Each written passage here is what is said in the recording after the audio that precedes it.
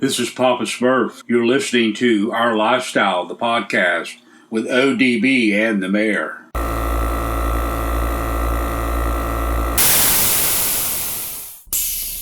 Yo, this is Rob Margie, and you're listening to Our Lifestyle podcast.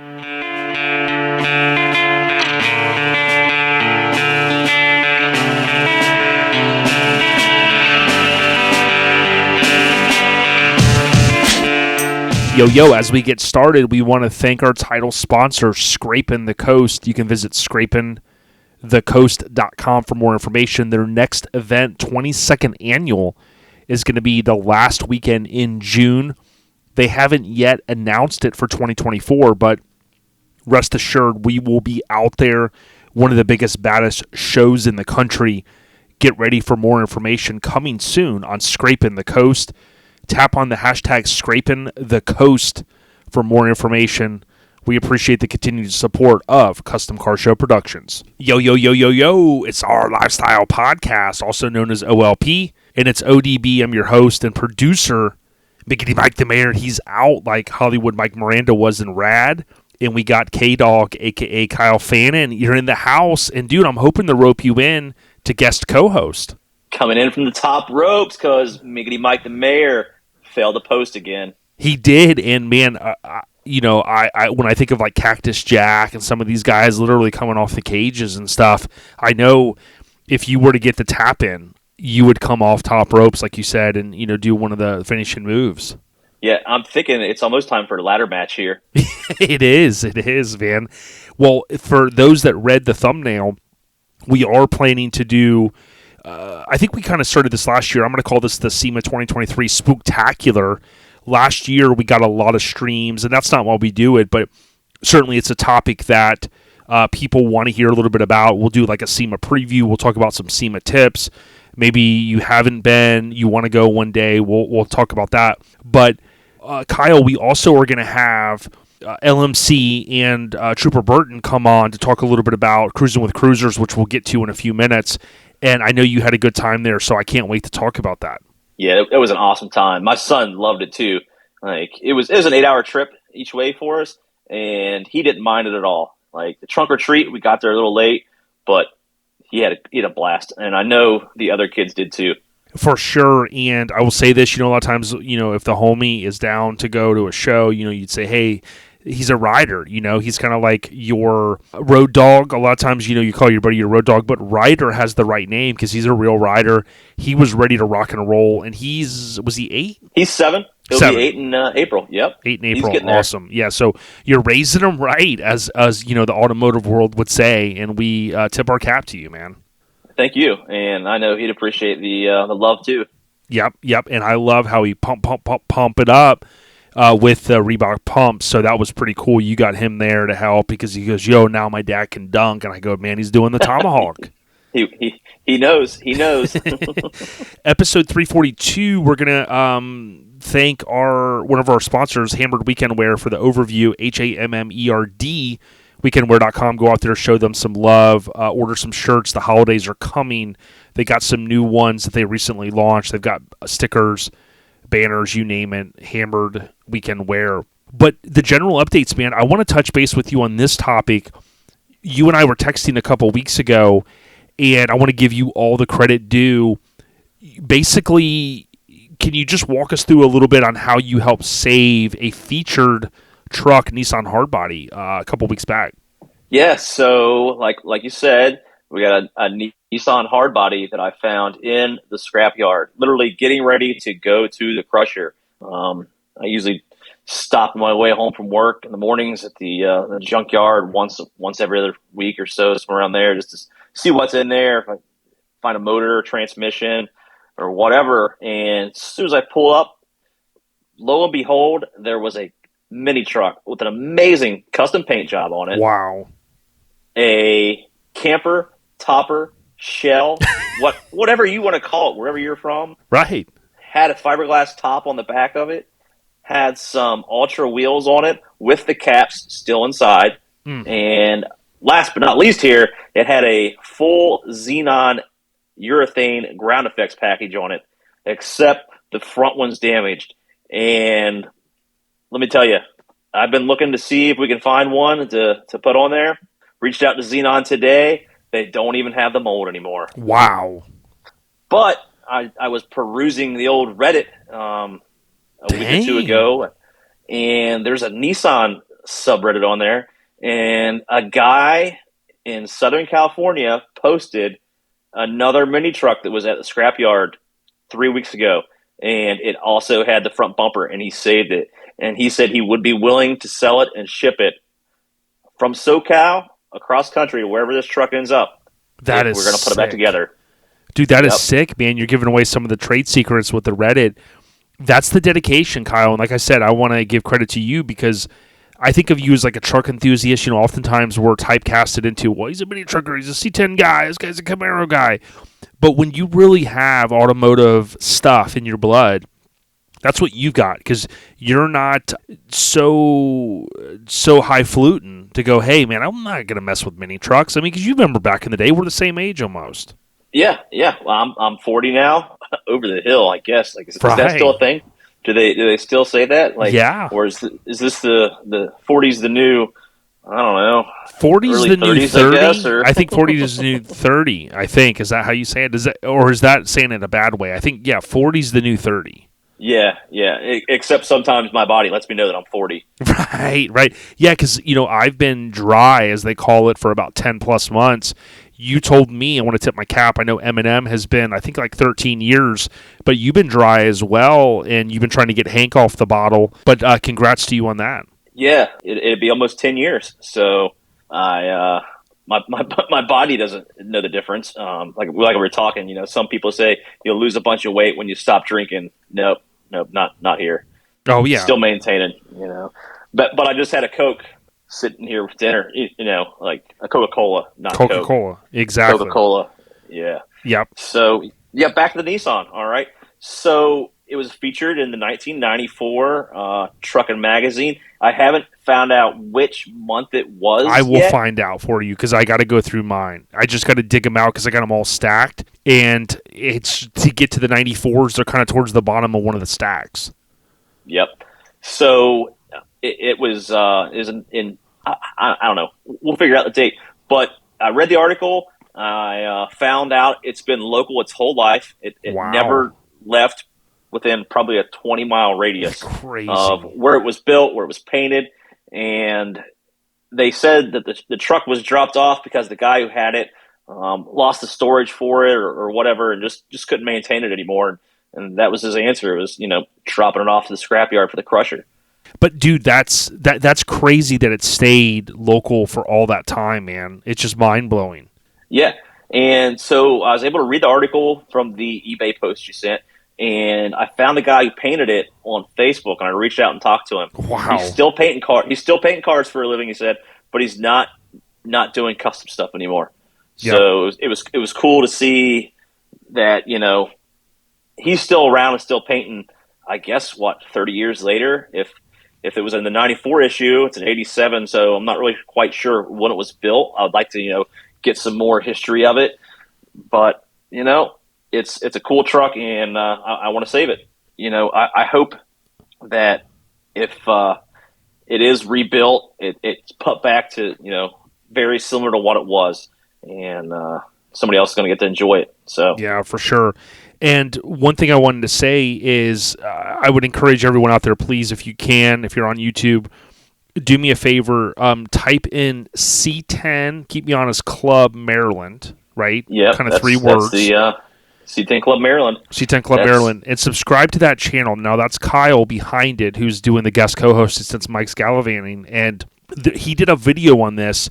And, a lot of mini truck pages, there's some bigger ones like Grinder TV, Frank with Custom Life. There are some other ones that get a ton of views, some that I can't think of at the moment. But with your video, I think last we checked, we were talking like 3,800, 4,000 streams.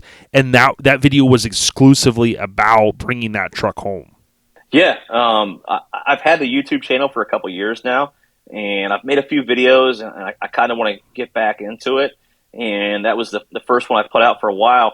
And right now it's sitting at 4,798 views in the first, wow. guess what, 2 weeks. Yeah, So, it jumped up because I think when we were there last week, it was like 3.8. So that's great. yeah, yep. So it's going up. So hopefully some of the listeners go out and check that out. Yeah. So again, tip of the cap, Kyle out there. This is what the truck community, the car community is about, helping one another out. And that's the general updates. But I want to slide right into CWC, Cruising with Cruisers. And it was amazing, like we said. For us, and I want to get your perspective on it, we weren't planning to get there early Friday because, we had planned to leave at a decent time on Thursday. With Amazon Prime Day, Mike had kind of gotten stuck, so to speak, and we got out of town a little bit later. By the time he picked me up, we ended up driving overnight. Well, the good part of that is you float into town a little bit early. We bump into Scotty the Body, and Jen Elise as they're kind of exiting off the interstate, which was kind of ironic. We're both coming from Florida. We were given this a quote, I can't say much more than this official car to kind of gallivant around all weekend. And then, boom, we were having lunch at Long John Silver's coming aboard the vessel. It was pretty awesome for us to get there a little bit early, but for you guys, talk to us a little bit about your cruise over there. Yeah, so I called you in the morning and to see where you guys were at. Or actually, I guess I called you the night before, and you guys were on the road Thursday night, and you said you and Mike were going to hammer down for a while and then stop, get back on the road in the morning. Well, I talked to you at 9:30 when Ryder and I were leaving, and you guys were, I think, an hour or two out, right? Right, You were always there. Like, went through the night. I heard that Hank had taken over the wheel, and he did. Mike had it on autopilot with the old hammered Hank. Yeah, he had the cameras disabled because even though Mike doesn't have a Tesla, he's got some sort of camera system set up in there that can kind of tell if he's nodding off. But I think he put black duct tape over him. Yeah. So, yeah, you guys were literally getting there when we were leaving, and I thought we were going to pull in the same time Friday evening, and that didn't happen either. We got stuck on the side of I-81 in Southwest Virginia for over an hour in bumper-to-bumper traffic that wasn't moving. So, But we rolled in at 7:30, and Ryder got about 30 minutes of trunk or treating in. And, man, what a turnout. I heard there was 700 kids or more there that There night. had to have been. I mean, there were so many kids, and I didn't get to mention, or I got to bring this up when I called these guys, but Heather Yoakum, she's one of the she's the wife of John, and she was chatting with all these kids, and all the kids were dressed up, and it just really had that camaraderie of family, didn't it? That feel. It was. I grew up a couple hours north of there, in southern Ohio, on the edge of Appalachia, and that was one of the main reasons that I made the trip back, and it was well worth it. Oh yeah, the hollers and hills, and we talked about, speaking of that, if anybody wants to learn more about the culture there, the one gentleman you mentioned that we both are watching on YouTube, his name was Joe? No, I think it's Peter Santanello, Peter. right? Yep. Yeah, and his channel may have flipped in some of you guys' YouTube, but he goes up one of the hollers. And, he does all kinds of cool stuff, goes to L.A., hangs out with Chicano or gang areas, and just kind of gives you that perspective of that area. But, getting back to the point, that whole town, the Whitesburg area, have heard a lot about it, of course, listening to LCD, but getting a chance to really see what the community was about, you could tell there's some hardworking folks. There's a lot of folks that have lineage back to the coal mining days and things like that. So definitely a different area, and I was glad to experience that trunk or treat on Friday. Yeah, and we went out for dinner after that, and I think that downtown area that we were eating dinner in was affected by those floods last year too. I think that whole area was underwater where we were eating. Yes, and LMC kind of broke down. There were a couple houses over there, and he had mentioned they had the condemned, those posted cards on it, and he mentioned several inches of water in some areas and cars underwater.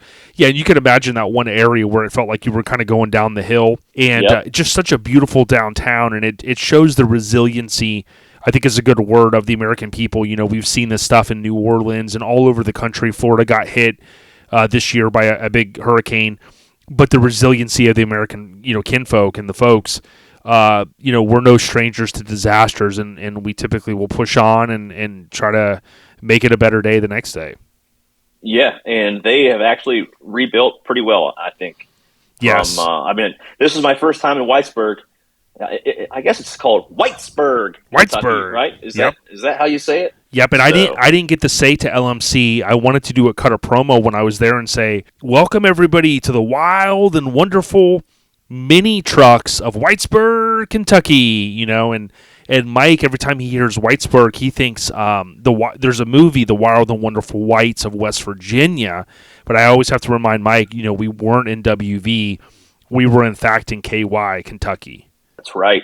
So I think that you're going to really have some interesting information when you call those boys from Whitesburg. Oh, yeah. Getting the lowdown here on this episode with those guys.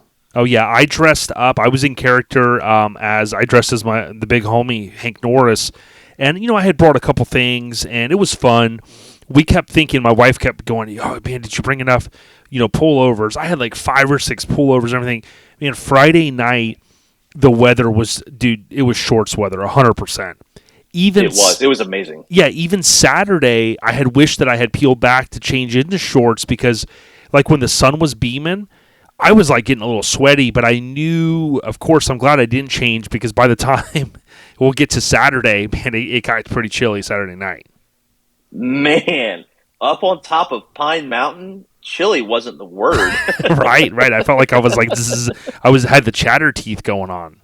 It definitely was cold. I was not expecting that when we got out of the old Suburban on top of the mountain. The burb is the word. Burb was the word. When you think about how awesome the show was, I felt like, the footprint of the show wasn't so huge that you felt like you were just walking all around. We could kind of stay in the vicinity and, being able to hang out there at the burb, you had great hospitality with the waters and stuff. And, just going around and seeing there were some OBS trucks, a couple dualies, obviously a good amount of minis. There were some of the cop cars as well. But tell us, your family actually traveled over as well. I know they had something going on Sunday, but talk to us about, was it your uncle that got a chance to see one of the older KSP cars? Yeah, so my uncle, he was a Kentucky State Police trooper from 1973 to 1998, I believe, is when he retired. As a detective, he worked out of the Frankfurt Post when he retired, which was about 3 hours east of Whitesburg. And they drove over Saturday morning. My aunt, my uncle, and my mom and dad were in town also. And both the cruisers there, my uncle had stories about from back in the day when he was driving those and pulling people over and taking them to jail. Like it was a great time listening to him like relive his career. And I'm so glad that I made the trip over there and for him too. He also got to talk to Lee's dad, who was also a former state trooper in that same era back in the 70s. And they got to share some memories also and talk about, who they worked with back in the day. Oh, yeah, and thanks to Lee's dad, he had bought a bunch of us lunch at Long John Silver's. I mean, I'm sure it was a huge bill because it was like 20 of us. But to your point, I'm glad you mentioned Lee's father. I got a chance to shake his hand. Obviously, he put his time in there, that he's doing some things. I think the property that we were technically on, there's like a health facility center there, and I think he's the CEO of that organization. So, he pulled a lot of puppet strings to be able to kind of put this event on. But the bottom line is it goes back to the C-word community, and whether it's helping kind of, nourish some of the younger kids and kind of put them on the right path, or just in general, help the KSP, the Kentucky State Police. It was pretty cool, so I appreciate kind of sharing that. Now, one thing, and I know Lee's going to beat himself up about going a little, he felt like he went a little long on the auction. Auctions do tend to go a little bit, and a lot of money was kind of being tossed around. You had, like Mike Murray, Justin Wyatt, Glenn from the Custom Scene podcast, and so many people throwing up some big numbers. Randy Frederick had paid a good amount for this hood that LMC. But you saw it firsthand. I mean, the camaraderie amongst many people that were willing to kind of fork over some big bucks for nice things. It was. There was some money exchange there, and I was really surprised that OLP actually had to pay somebody to take the OLP prize package. Right. We said, come on, man. Yeah. We gave them the money to bid on it. Yep. Oh, man, that's good stuff. Well, I'll tell you. was a silent bidder in the back. I heard it was Hank Norris had $2 bills he was passing out for the lucky bidders. Yeah, because I grew up in Land O'Lakes, which is kind of I hate to use the nudist word, but it's like the nudist capital of the world, I think. And all of these nudists, they apparently when they spend their $2 bills, that's them showing their work to the community. So he had something like 10,000 of them wadded up, and I was like, dude, come on, man, you're traveling state to state, you might as well get traveler's checks, man. Yeah, Hank did have quite the roll of money on him this weekend. Yeah, I was like, dude, you could get in some trouble with that. I mean, you could get robbed, dude. And I wouldn't be surprised if that character Mike Murray was the one behind it. Yeah, he's talking about write-offs and all this stuff. I go, Mike, we're not even making enough to write anything off, dude. I mean, we're lucky if we can make it home without coasting on fumes. I know, and I got home and Ryder had a pocket full of EBGD stickers? Is that what Ryder, like there's Eastbound. Ryder pulled out 4 Eastbound Chill Down stickers out of his pocket. He said some carny in the driven trailer handed it to him. Dude, I bet that was Dan. And Mike keeps telling me he's gonna give me like a free shirt or something. I don't know, but he says, Jay, if you could just let everybody know that Eastbound Get Down's coming in January. And I said, I don't know. I'll think about it. But I would encourage people go to eastboundgetdownshow.com. And the only reason why I'm bringing it up is I want everyone to know that it is one of the biggest and baddest truck shows in the Eastern Seaboard, let alone Florida. And I know him and John and team and their wives, they're doing a really, really good job with it. They're also on Facebook and Instagram, as you know. And I've got to go in here and I've got to double check this because I keep saying the dates wrong. It's not Eastbound, but it is Eastbound. It's January 12th, 13th, and 14th. It's Destination Daytona Complex. So tell Ryder that those stickers, I mean, if it was me, I mean, I'll edit all this out, but I mean, I would put them like on eBay for like a quarter a piece, and just see what he can get, dude. He actually put one in a Sheet's bathroom stall on the way home. Remember on Dumb and Dumber when he's taking a quick break, and then it says, be here at this date, at this time, at this minute, and then it's Seabass, Yep. Kick his ass, Seabass. But Saturday was amazing. We ended up, after dinner, I think we actually, somehow we floated back to the show spot, and that covered area that had been turned into the haunted house for the kids on Friday with all the Visqueen, that had been, of course, taken down Friday night. And on Saturday, there were people hanging out, Mark Kotwitz, people checking out old photos, talking about old stories. It really had that old school vibe. And before we knew it, LCD, I wish you were there. They go, hey, man, why don't we go record Lowest Common Denominator? And I go, sure. And I wanted to see their studio, but we sat down there about midnight and we recorded for like an hour. Dude, I'm sitting there yawning. And it just was a lot of fun, dude. And when we got back to the motel, it was about 1:30, and I looked over at Mike and I said, well, what time do you want me to set the alarm for? And he goes, give ourselves 3 hours. So we set it for 4:45, dude. And we jumped up, took a shower, and then peeled out of town. Yeah, that's the same thing we did. We got up early Sunday, and Ryder requested the Waffle House. It's his favorite stop. We went there, and after that, it was hammered down back to the East Coast. Yeah, so awesome. And you did the family deal. Keep me honest. Did you have to do the family thing on Saturday or Sunday? No. So we missed the family thing on Friday. My niece got engaged in Cincinnati. That was Friday. Okay. Yeah, we didn't make it over there. Nice. Yeah. Yep. So yeah. I think one of my favorite parts of this past weekend was the old school vibe. You had some mini trucks there that are well known from coast to coast, and some of the people that you introduced me to, and the lineage and the history, like that we got to talk about, was just mind blowing. That was my favorite part. Is this was the third annual Cruisers, I believe. But the amount of people that showed up there with a history in the mini truck scene was just unbelievable. Yeah, and I'll say this, Eric Felber, it was cool hanging out with him and Randy and his wife Sarah and some of these other NC guys that were just so cool. But it was really cool because Eric is a hardcore dude. He helped, basically project manage Two Ballistic. And when I talked to him yesterday actually on Monday, and he goes, "Man, dude, that guy Kyle," and I'm not just saying this, he said, "Man, it was really cool to meet him." He goes, "I thought I kind of knew all the truck guys around here," because he's in Maryland, kind of eastern Pennsylvania, I think technically.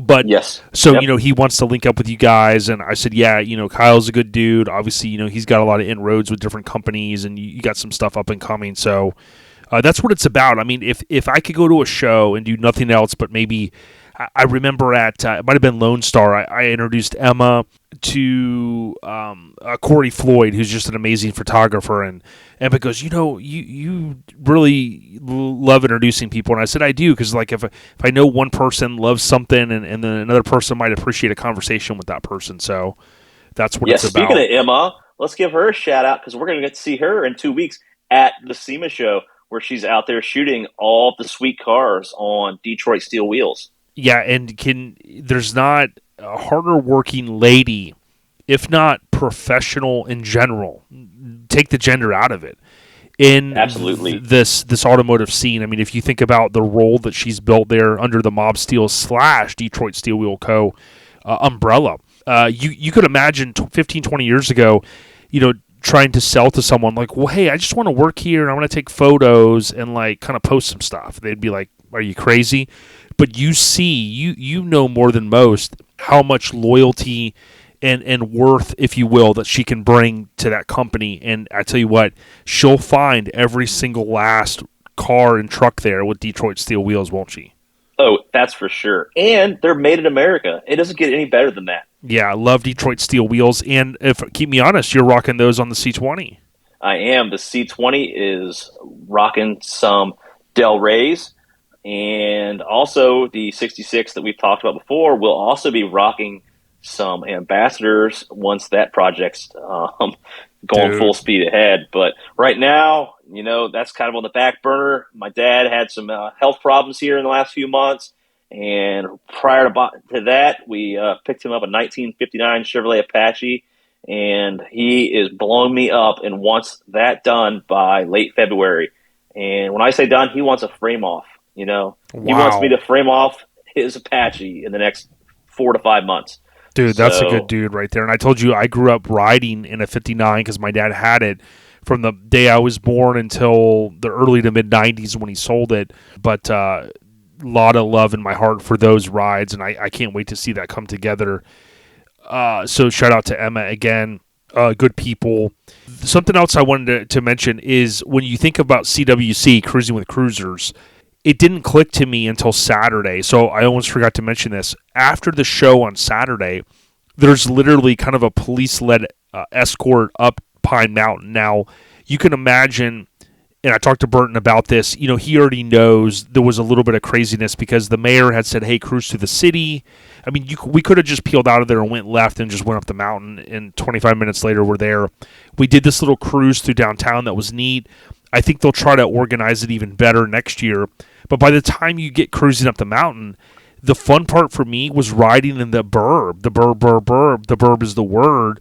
And hearing, dude, the cammed out, crazy engine you have in that, 500 HP, and just zooming up the mountain before we actually made it to the destination, man, that thing sounds good. There's not a person I know that doesn't say that thing doesn't sound good. Yeah, she is rowdy. And I'm not going to lie.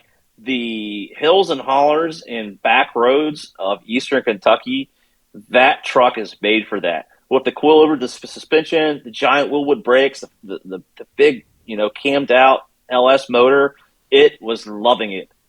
And you have a lot of QA1 parts on that because you kind of partner with QA1. Yeah, I'm partnered up with QA1. That one's coilovered out. The 66 is going to have a full coilover, and I think the Apache is going to have some work on it too. Dude. So, but you rode in it.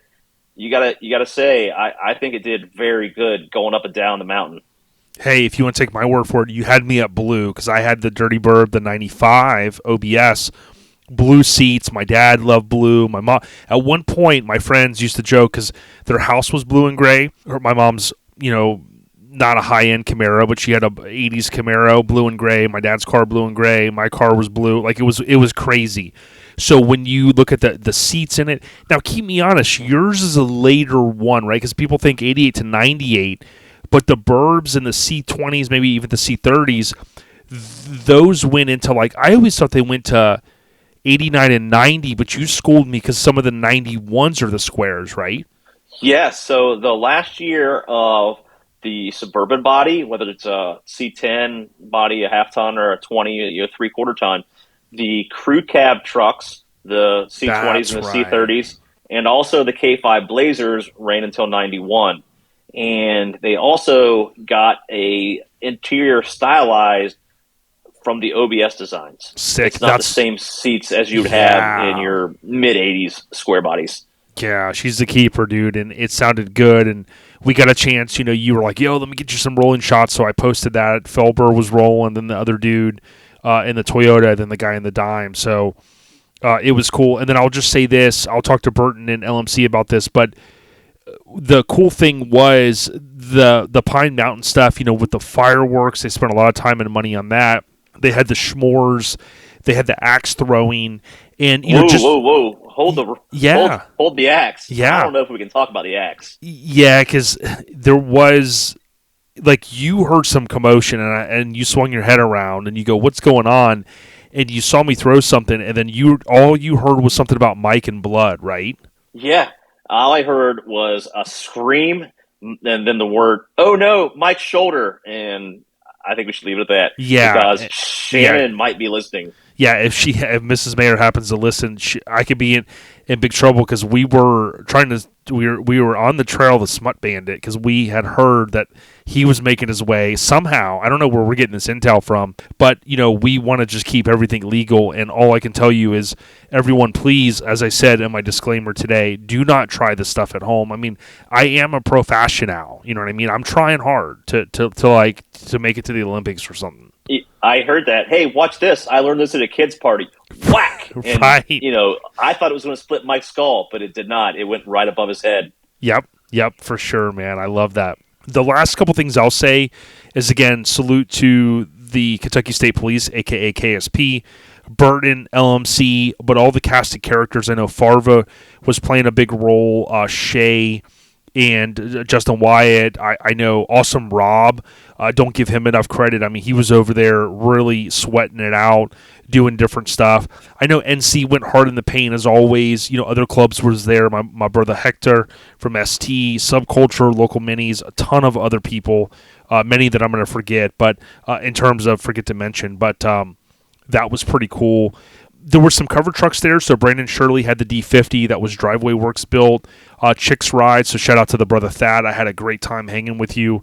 There was old school. I don't know if I told you this. Next to Randy's ballistic truck, 2 ballistic, there was old NC member Captain, and that Toyota that was parked next to Randy was a West Coast build, and it was on the cover of Mini Truckin' back in the day. So that was the first time I ever got to see that truck, which I was happy about. The stickers on the windshield from old Beltec shows on the West Coast. Like, I had to take a picture of that. Like, that was amazing. To see a windshield sticker from, I'm going to say, at least 20 years ago. It was, yeah. It was still on there. It was, yeah. That was cool. Alan was there. Alan Gaspar. I think I'm saying the last name right. And with his buddy Mark, so it was cool to talk to him.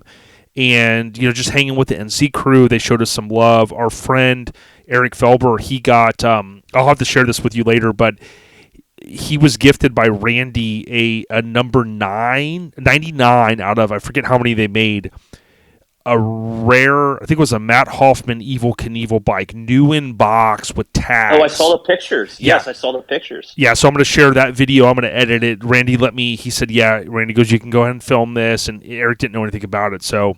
But what we're going to do now is we're going to cut away. We're going to run. I'm going to try to call LMC and Burton, so we're going to talk to them now. Okay. Hey, so like I said, we're going to call in LMC and the big homie, Trooper Burton. And I just want to thank you guys so much for throwing the show. But, man, thanks for coming on and sitting down a minute. Oh, man, it ain't no thing. When ODB calls and wants to talk, you answer and you do what they say. Man, you guys are too good. Man, Lee, when you think about what a great night it was on Friday and Saturday with the show there, and I know you've got so many inroads with all these different folks that showed up from these different counties and these different states and countries, let's be honest. What was the vibe like for you on Friday and Saturday, Lee? I'm entirely too old to do this. Oh, my God, I'm so tired. I don't see how Burton is sitting here without bags under his eyes, dude. I'm still getting fake blood from Friday night out of my shoes. Yeah, good stuff. No, it's amazing. It's amazing, dude, to see a little itty-bitty baby town like this, a town with 1,700 people, all of a sudden is completely overtaken by some of the hottest mini trucks of the entire country and some of the biggest names. And it doesn't matter if they were driving junk. It's still the quality of people that showed up here. I go to shows, and a lot of times, and first of all, ODB, my apologies, my voice is about gone. No problem. Over this week. It seems like constantly all I've done is run my mouth and talk and scream in the mic and hoop and holler and all that good stuff. And then when I kept you guys, for an extra hour and a half here before you were trying to go home, and I made y'all talk to me forever. But I think more than anything is that god-awful generic Mountain Dew trash that we tried on my podcast. I think it just killed my vocal cords, so I'm gonna do my best here. But, in all sincerity, I've been to a lot of shows where people have attitudes, and you got a kind of an air about yourself and stuff, and that's never been my thing. Everybody that was here, including people that deserved to have that attitude, and everybody was so down to earth. It didn't matter if you were from 5 miles away or 2,500 miles away.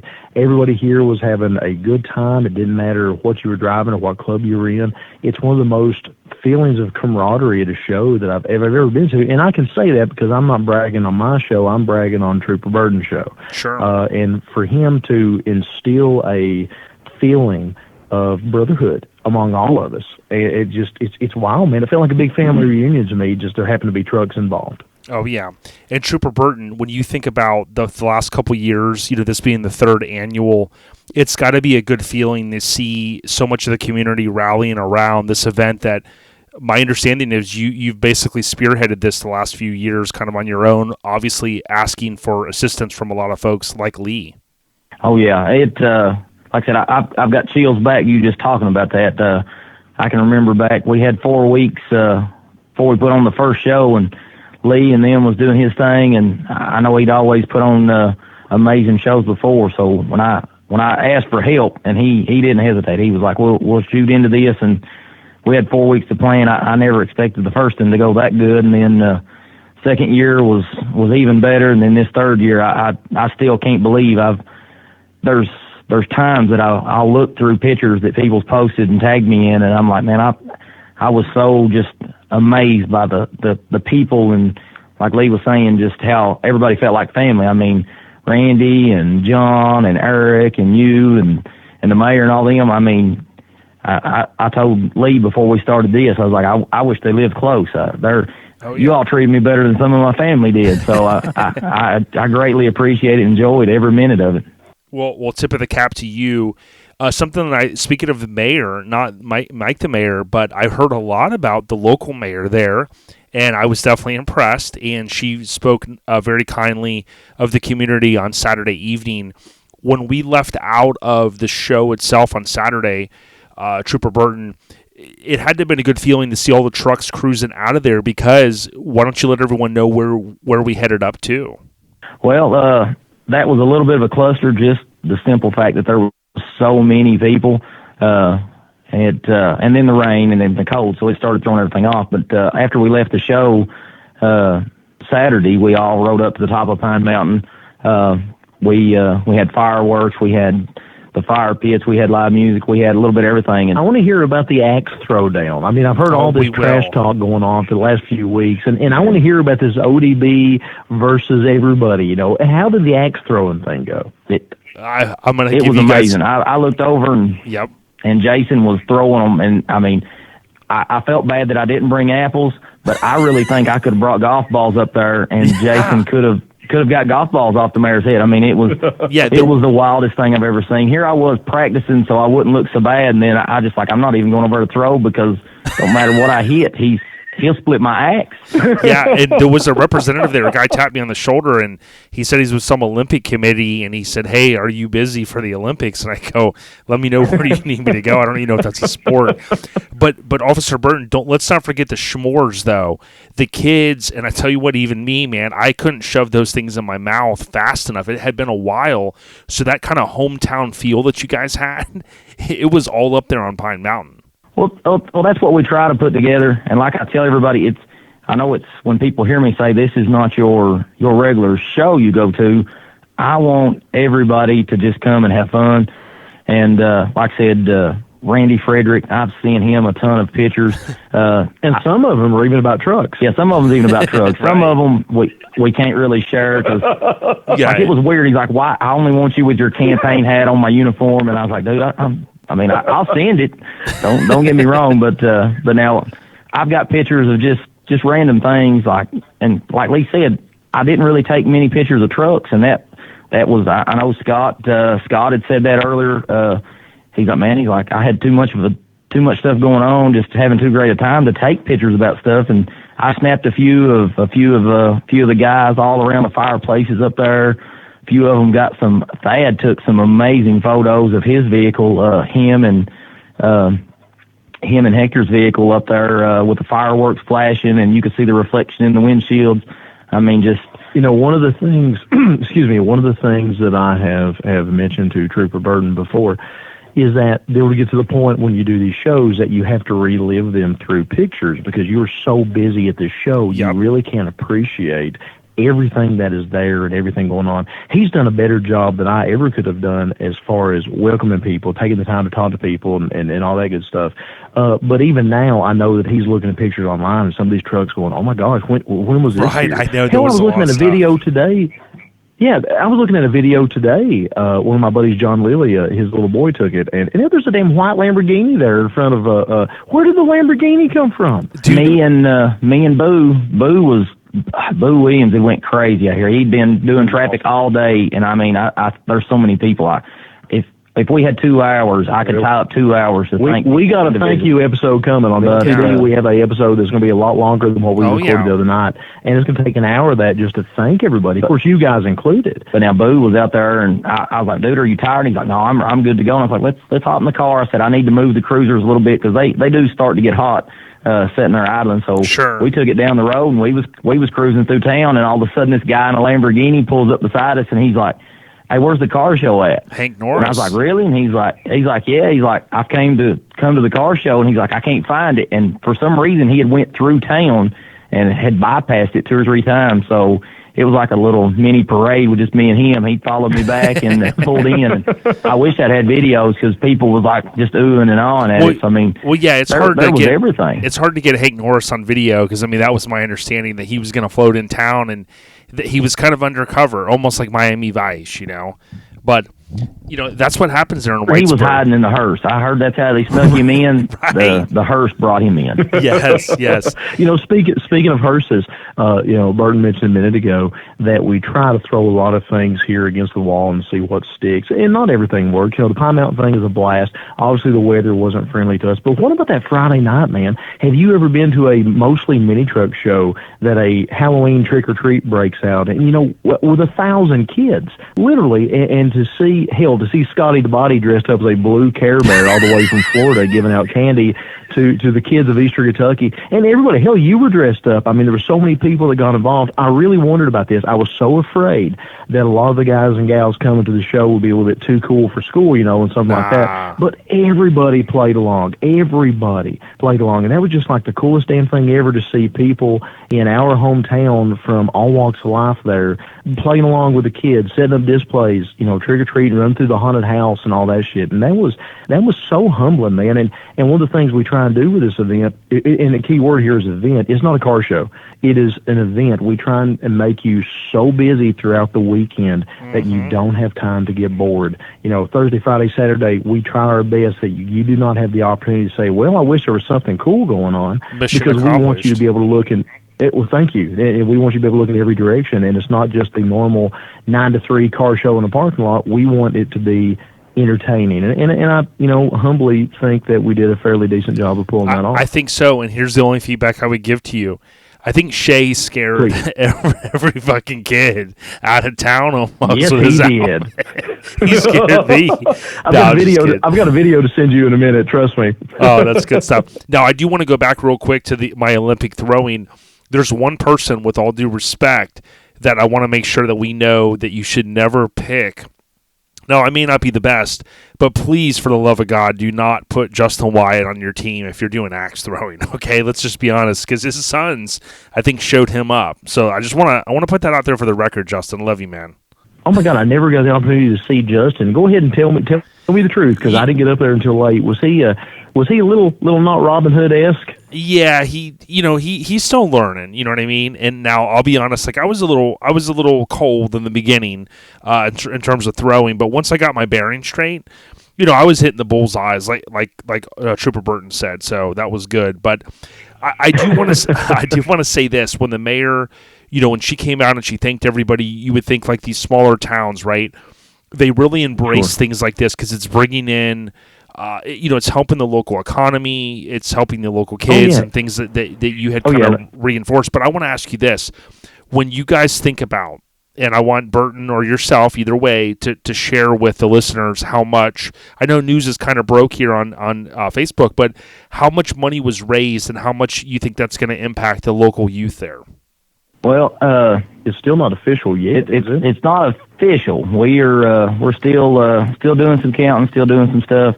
Because the thing about it is the way we do this is we count just the money that day.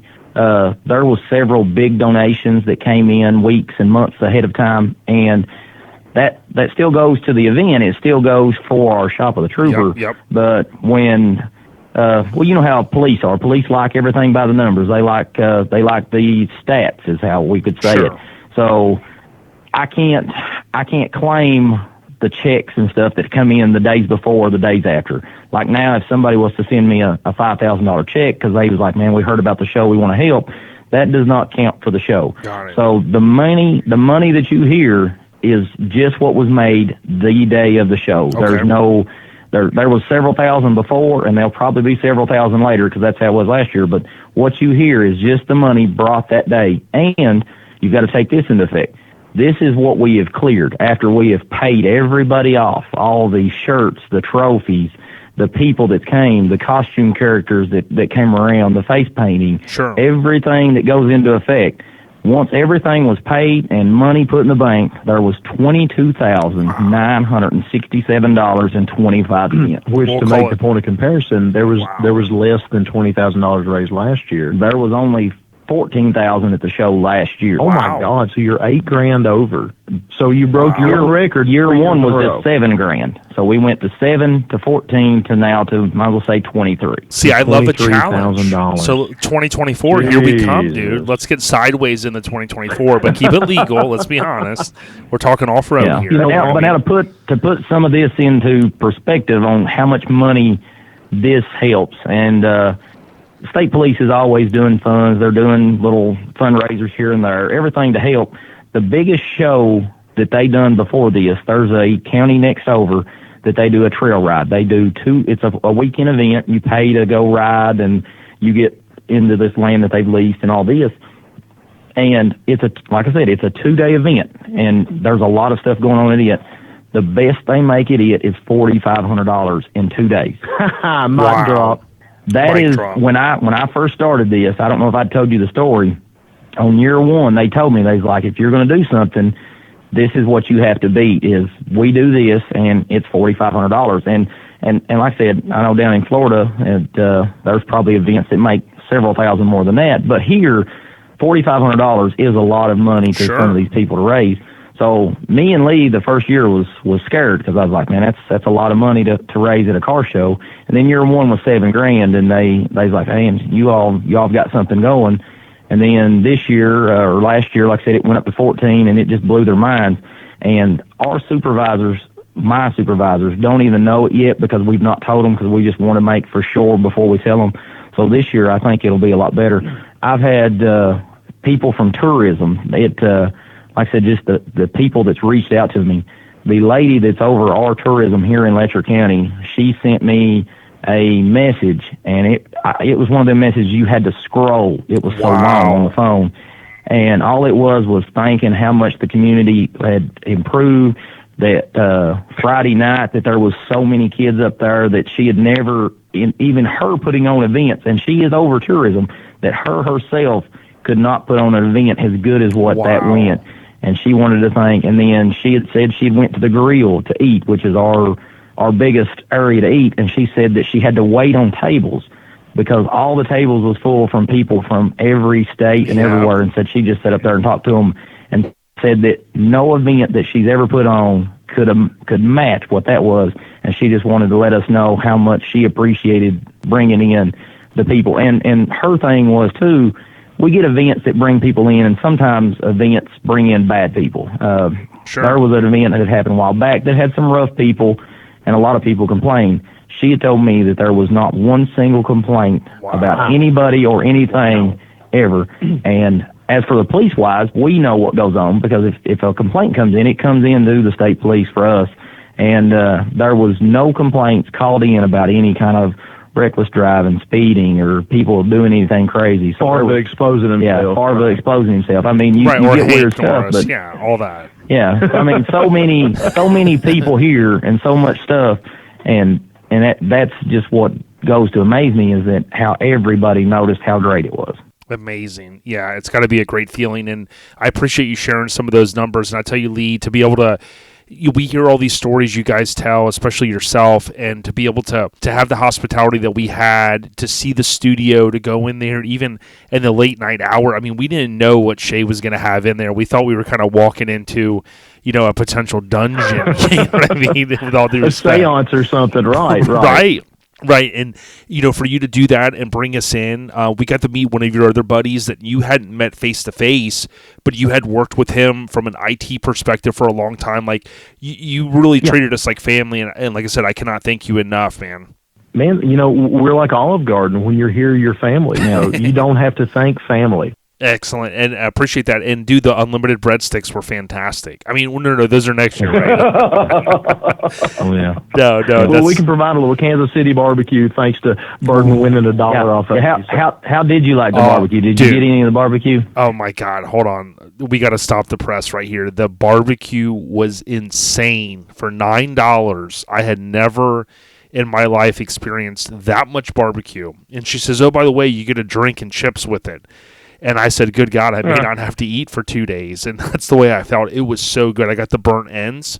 And, of course, they were posted up right there next to Harvey with Driven. And, Dan, I know, worked hand-in-hand with you guys with the shirts, and that seemed like it was just a huge hit. I saw so many people coming over there to buy them. And, oh, by the way, you guys also accommodated people that needed to pay with cards. So all of that was just flawless, I thought. Well, every year, like I said, we learn from our mistakes. Anything we do, we always try to do better next year. And we've noticed a few things this year that we're going to work on and stuff. But last year, that was a problem. We didn't have anybody that could take cards or Venmo or PayPal or anything like that. So this year, the last couple months, the guys and girls that was there at the KSP booth, I have to give them credit. They have got all that set up to where we could do it, and it helped a lot. And like I said, Dan has been with us since year one. I mean, he's a great, outstanding man. And we didn't tell him to do anything. He told us what he was doing, and it just blows me away that awesome. He wanted to put extra work on him to help us because he knew how stressful it is.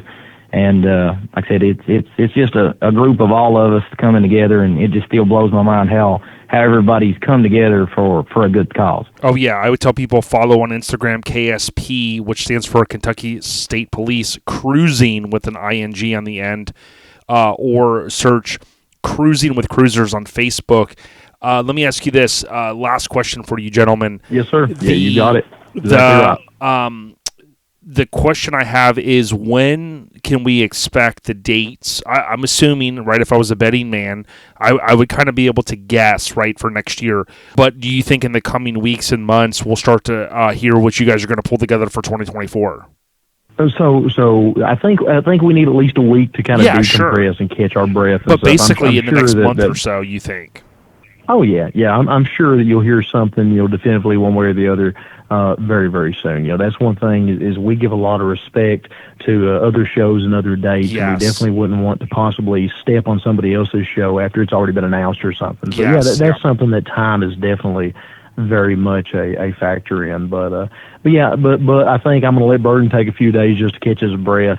As much as he's still riding the adrenaline and on cloud nine, and as well as anybody, those kinds of events takes a whole lot out of it, and it just takes a few days to kind of let the bags under your eyes finally dissipate and sleep for more than 2 hours, and just sleep for more than 2 hours. Last night, finally. Yeah, that's why I almost look like a human being today, even though I still sound like a porn star that's been gargling razor blades.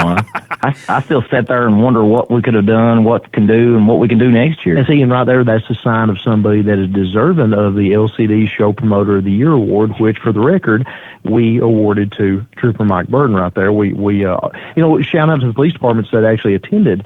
We had 10 different departments that those guys are literally giving up their days off to bring out cruisers, clean them up, and then haul around kids who picked the awards to walk around with these little kids. And one of my favorite pictures, Trooper Gayhart is walking down the road with his little girl hand in hand, with the "somewhere out there a kid is looking up to you and wants to be just like you" sign in the background. And I thought that was just such a cool visual, and really said a lot about these police officers and law enforcement officers out there participating with these kids when they have no obligation to. So one of the things we did is we did a reserved parking space for every single police department in attendance, including the custom scene SN unit, which I'm not going to spell out here. Y'all can figure that out on the custom scene. But anyway, even had their own little duct tape parking sign. But we also did a parking sign reserved for the Show Promoter of the Year, Trooper Mike Burton, right after we awarded the Mini Trucker of the Year award to one Justin White. Excellent. Yeah, and congrats to Justin. Thank you to all the mini truckers that opened their wallets. I mean, we kind of talked about that with some of the money raised. I tip my cap to you with the hood from the S10. That was amazing. I think there's a backstory there, and I know you guys will cover that on your podcast. I would tell everyone, please check out Lowest Common Denominator. Love the acronym LCD podcast with Lee, a.k.a. LMC, Trooper Burton, Shay, Farva, the whole crew. Thank you guys so much. Any last words for them? Buddy, I just want to thank y'all. Like I said, I've told it 100 times, but I mean, it just it still blows me away that you all took the time out of your day to drive 12, 14 hours and stuff like that just to hang out with some people in the hills and hollers up here. So thank you, and make sure to let all the guys down that way know. And I'll say this because I'm not a trooper, so I can get away with it. And even if I can't get away with it, I really don't care because I'm also an asshole. But even going back to the trail ride BS that happens, that was the star event before his show took over. And I can say this: suck it, horse people. A bunch of mini truckers just kicked your ass by about 5 times over. Yeah. Dude, we love you guys. Stay on the rise. Be safe and keep it legal, because if not, Trooper Burton's taking you down. We're going to wrestle you to the ground, guys. Everyone be safe. Hey, man, thanks for joining us. Thanks for joining us up here in the hills and hollers of Eastern Kentucky. It was an honor to have you guys. Thank you, sir. All right, awesome, dude. So that's cool. I appreciate letting me call you back, Kyle. It was cool to hear from them. So that's good stuff.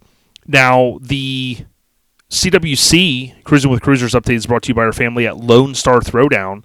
Visit LoneStarThrowdown.com. And do you happen to know, like in the old investigative movies, when you say, where were you on the night of September, blah, blah, blah, blah, blah, blah. I'm like, I don't know. But in 128 days, 12 hours, 30 minutes, and as of me saying this, 40 seconds. It's called 128 days, Kyle. You know where OLP's going to be? Man, Conroe, Texas. Yeah. Yeah, and you've been there before, and you know how big and bad it is. I've been there the last 3 years in a row, and I don't think I can miss another one. I'm pre-registered, and I know there's a lot of people out there that were waiting and hitting the refresh button when it launched, trying to get that registration. And I feel bad for Lonnie and Radar about that website because it sold out fast. And for the record, even though it's sold out, we would tell people you can go to that show and you can gallivant around. I want to say it's $25 for it's $20 for a weekend pass, $20. You can gallivant around there, and listen, for $20, you can attest to this, I'm sure. You're not going to have, dude, $20 make you holla, that whole thing? Not anymore, except for at Lone Star Throwdown. That $20 goes a long way, doesn't it, for 3 days, dude? It does, 3 days. Like, you're going to have a blast. You're going to see everything from a dancing bed mini up to the giant brodozers and everything in between. They're even like Cummins swap T-bucks and just things that will blow your mind. You'll see that at LST. It's probably one of the most amazing shows with a variety. And every year, there's people bringing brand new builds and showing them off at LST. Like they're building it for the unveil at LST. Yeah, LoneStarThrowdown.com, February 23rd, 24th, 25th. Come on out to Conroe. Hell, they even got CJ's Blazer with the amazing interior on the Mini's on the rise. It's on the Flyer, which tip of the cap to CJ for that, which is cool. But, dude, I got one question for you, Kyle. Are you ready? Now it's time to get serious. I don't know. Does it count as a tick mark for Miggity Mike the Mayor if I get this one? Well, here's how we'll do it. If you get it right, it doesn't count. Okay? If you get it wrong, it does count. So I found the key to I've got the cabinet here, dude. It's like from 1977 from some sort of, USF college or something. And I finally got the key. So I've got the binder. I've kind of shredded some stuff, because Mike did, let's be honest, he did get a tick mark in his binder for driving up there. Now, I drove a couple hours on the way up and a couple hours the next morning, but I can't take credit for that because Mike, he did it all without any toothpicks, man. Man, that's amazing because I had some toothpicks in my eyes, and Ryder was willing to come up and grab the wheel. Right. And he's like, Dad, I can't touch the pedals, but set the cruise, and I'll hammer down the wheel. Ryder's awesome, dude. I like that. So this is the SEMA 2023 Spooktacular. It kind of ties in, maybe dovetails, if you will, into Halloween. And this one might be a little left field. I had to ask my wife. I said, hey, Maddie, what's something we could ask Miggity Mike? I mean, Kyle Fannin, a.k.a. K-Dogg, this week, and she says, I got one for him. I don't know. This is kind of going back in history, so I had to do some digging. But she said, you should ask Kyle Fannin this. Simply, where does the term, quote, jack-o'-lantern, so jack-o'-lantern, come from? And I said, all I know is like a pumpkin and something about Halloween or something. But she said, I don't have a hair on my ass that I think that Kyle's going to get it right. And I said, I don't know, man. He knows his history. Well, even if you get a partial, I'm going to give it to you because, dude, I tell you what, I didn't know. I think it originated, I have some Irish history in my blood. And I think it is an Irish folktale about somebody from over there. And I can't pinpoint exactly jump around, dude. There is she gave me some information. She said it is, and I can't believe you pulled this out. Irish folktale. There's another piece to it, but I mean, dude, you pretty much got it, dude. Because I kept thinking like something Russian or something. Yeah, I remember some guy made a deal with the devil, and like he was a mailman or something. I can't remember the rest of how it goes. Yeah, he was Mike Murray. Am I close enough? Yeah, dude, ding, ding, ding, you got it, dude. Because she told me it was a guy named a folktale, Irish folktale, something about he was a cheap guy. Now Mike's gonna try to spin it around on me for being cheap, but his name was, I think, Stingy Jack, and he did make a deal with the devil. So we got you a deal with Mike Murray the mailman. That right there won it for me. He is the stingy Mike. Trivia with Kyle, a.k.a. K-Dogg, is brought to you by our kinfolk at The Spark Show every August, Sevierville, Tennessee. If you want to go to Sevierville, currently they have the largest Buc-ee's in the world, and believe it or not, we actually stopped at it again like a couple months later, but thesparkshow.com, they'll have more information coming soon for the 2024 registration, one of the biggest, baddest shows in the country. So next we got Hut 1, Hut 2, Hut 3, Hut, Old Dirty Ballard, or Mike, or in this week, Kyle, live and uncut. And here's all I'm going to say, Kyle. You know, there's a lot of shows out there every year. Heck, I can't even keep up with them all. What I would tell everyone to do, my encouraging words, is support the shows that you think is going to bring the most bang for your buck. And then, of course, support the other ones if you can, right? And what I mean by that is, you know, I know a lot of people are probably at home going, man, I can't make all these shows, right? We know going to like a Lone Star Throwdown, we just established for $20, if you can somehow make it to Conroe, man, you get to take in so much as that experience. You know, Mini Nats has its draw because of the cruising. Scraping the Coast is big, but some of the shows you go to as well, like you've reinforced, you've went to some of these and the experience is awesome. And that's what I would tell people to do. Like, get out there and support what you can. We all have different careers. We have different amounts of time off. We have different amounts of income. You can't do it all. I can't do it all. Is there a couple shows outside of the ones I mentioned, like even on your side, that you would 100% feel like you got to go to every time? Yeah, so coming up, well, I guess at time of recording, you know, it would be 3 days from now. This Friday, Saturday, the 19th, I believe. Right? No, the 20th, 21st is the C10 Fall Revival in Denton, North Carolina, and the word on the street is 2,000 trucks. C10s are going to be there. That's what I'm hearing, and I'm not going to miss that one. So excited about that. SEMA, I don't miss that either. That's always on the list. LST, Battle in Bama. Yes. I really enjoy that, and it's going to be at a new location in 2024. It is. Talladega Super Speedway. It is, and I want to give Craig credit because today they released, I know you probably saw it, dude. Did your antennas not go up when you saw that graphic disorder artwork for the OBS shirt? Oh, Josh McPherson's Indy Dooley. Amazing. I absolutely love that truck. You know, I talk to him regularly. He used to be the C10 head of state for Florida. So, you know, that's right. Yeah, because I saw that. I saw the truck at Trucks and Cheeseburgers, I believe. Yeah, you did. He tried to make it last weekend to Slamfest, right? That was going on at the same time as Cruising with Cruisers, and his power steering pump went out, and he just didn't make it there. But also check his channel out. He has a new YouTube channel called Yeah Buddy Garage, and it also is a variety of different shows and different trucks he's working on.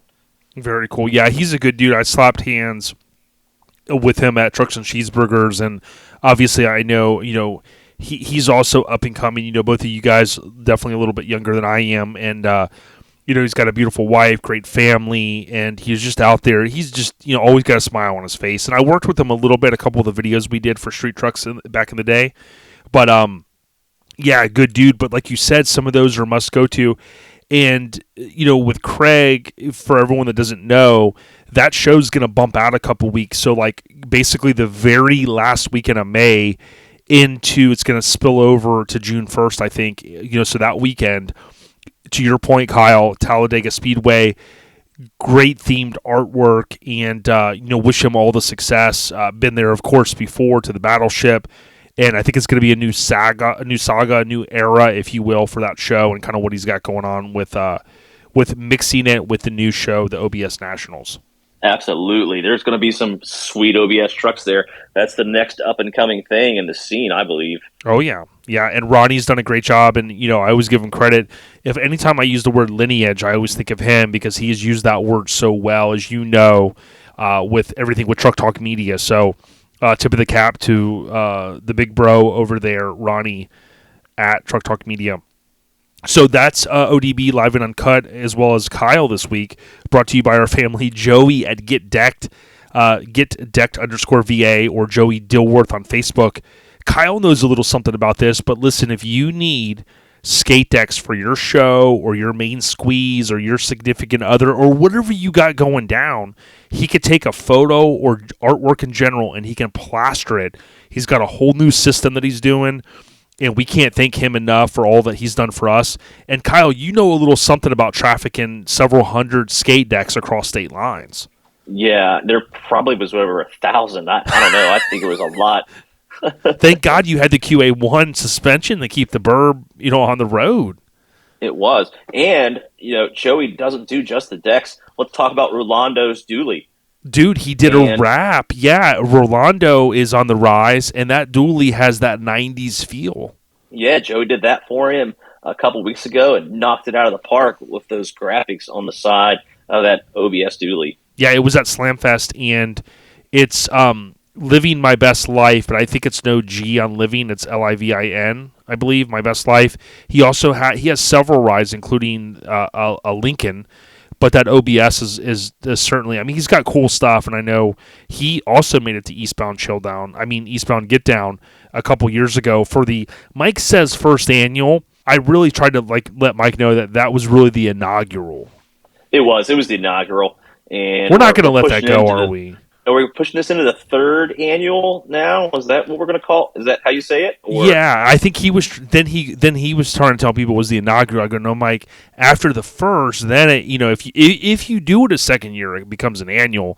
But like I said, EastboundGetDownShow.com, and he even said that he wants me to come do some reels out there, and I said, man, that's my favorite thing because you can put in 30 seconds a reel. That's so fun, and I'm going to be out there doing some. You did a very good job at the CWC reel. I feel like you covered the whole ground in that one video, and that thing was dope. Dude, and I had to put some of the M. You only get one shot. You know what I mean? Don't let the opportunity to blow. And the main thing I didn't want to get mom spaghetti on my my hoodie. That's right. Yeah, good stuff there. So next up. What I want to do before we, I'm going to wind some stuff down at the very end, but before I let you go, Kyle, I want to talk about our SEMA preview. I've been waiting all day to talk about this, and I'm super excited. SEMA preview, we did this last year. We got a lot of good feedback on it. Bottom line is here. We know SEMA is always that first week in November. Sometimes it's that tail end, that last day of December or October, I think technically this year. But SEMA 2023 kicks off, just so everyone knows, with us brought to you by the Freaks and Freaks of Nature. They kick off what they call the SEMA kickoff party, kind of unofficial kickoff party. That's at Hogs and Heifers.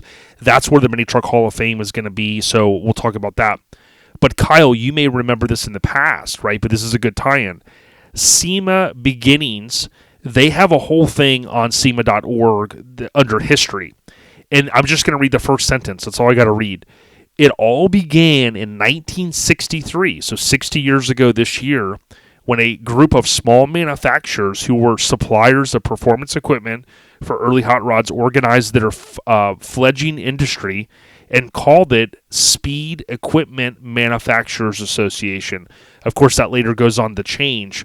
But here's the thing that I think is mind-blowing. 60 years ago, this year, SEMA started, man.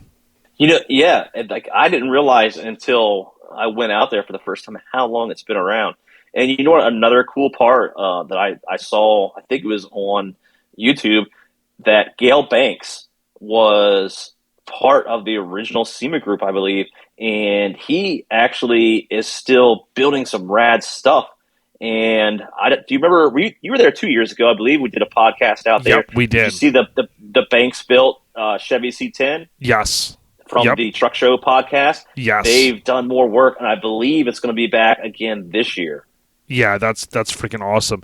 Yeah, and in the past, we kind of went over some of those people that started. The first president was Ed, with a long last name, Isterkindarian or something like that. But other original members was like Roy Richter, Willie Garner, Bob Hedmond, some other folks as well. But Vic Edelbrock Jr., that's the one that a lot of people will know. So you think about those early innovators and, what they were able to pull together 60 years later, still going strong. And here's another thing. I looked up their address from their official website for their headquarters. They're headquartered in Diamond Bar. I've heard of it, but I had never been there. But if you Google and you look up their address on Street View, they have a nice big facility there, a nice view. So that's kind of cool. And the other thing that I think about is, if you think the last couple years, I think it was 2021, they were kind of back from the pandemic. 2022 was kind of a little bit different. Some people said it was a down year. I talked to my buddy Ruben, shout out to Ruben, several times about this. But do you understand the same thing I do, that some companies have pulled out of SEMA apparently? Like, I don't know if they're just going to reallocate their funds or if that's going to continue into 2023.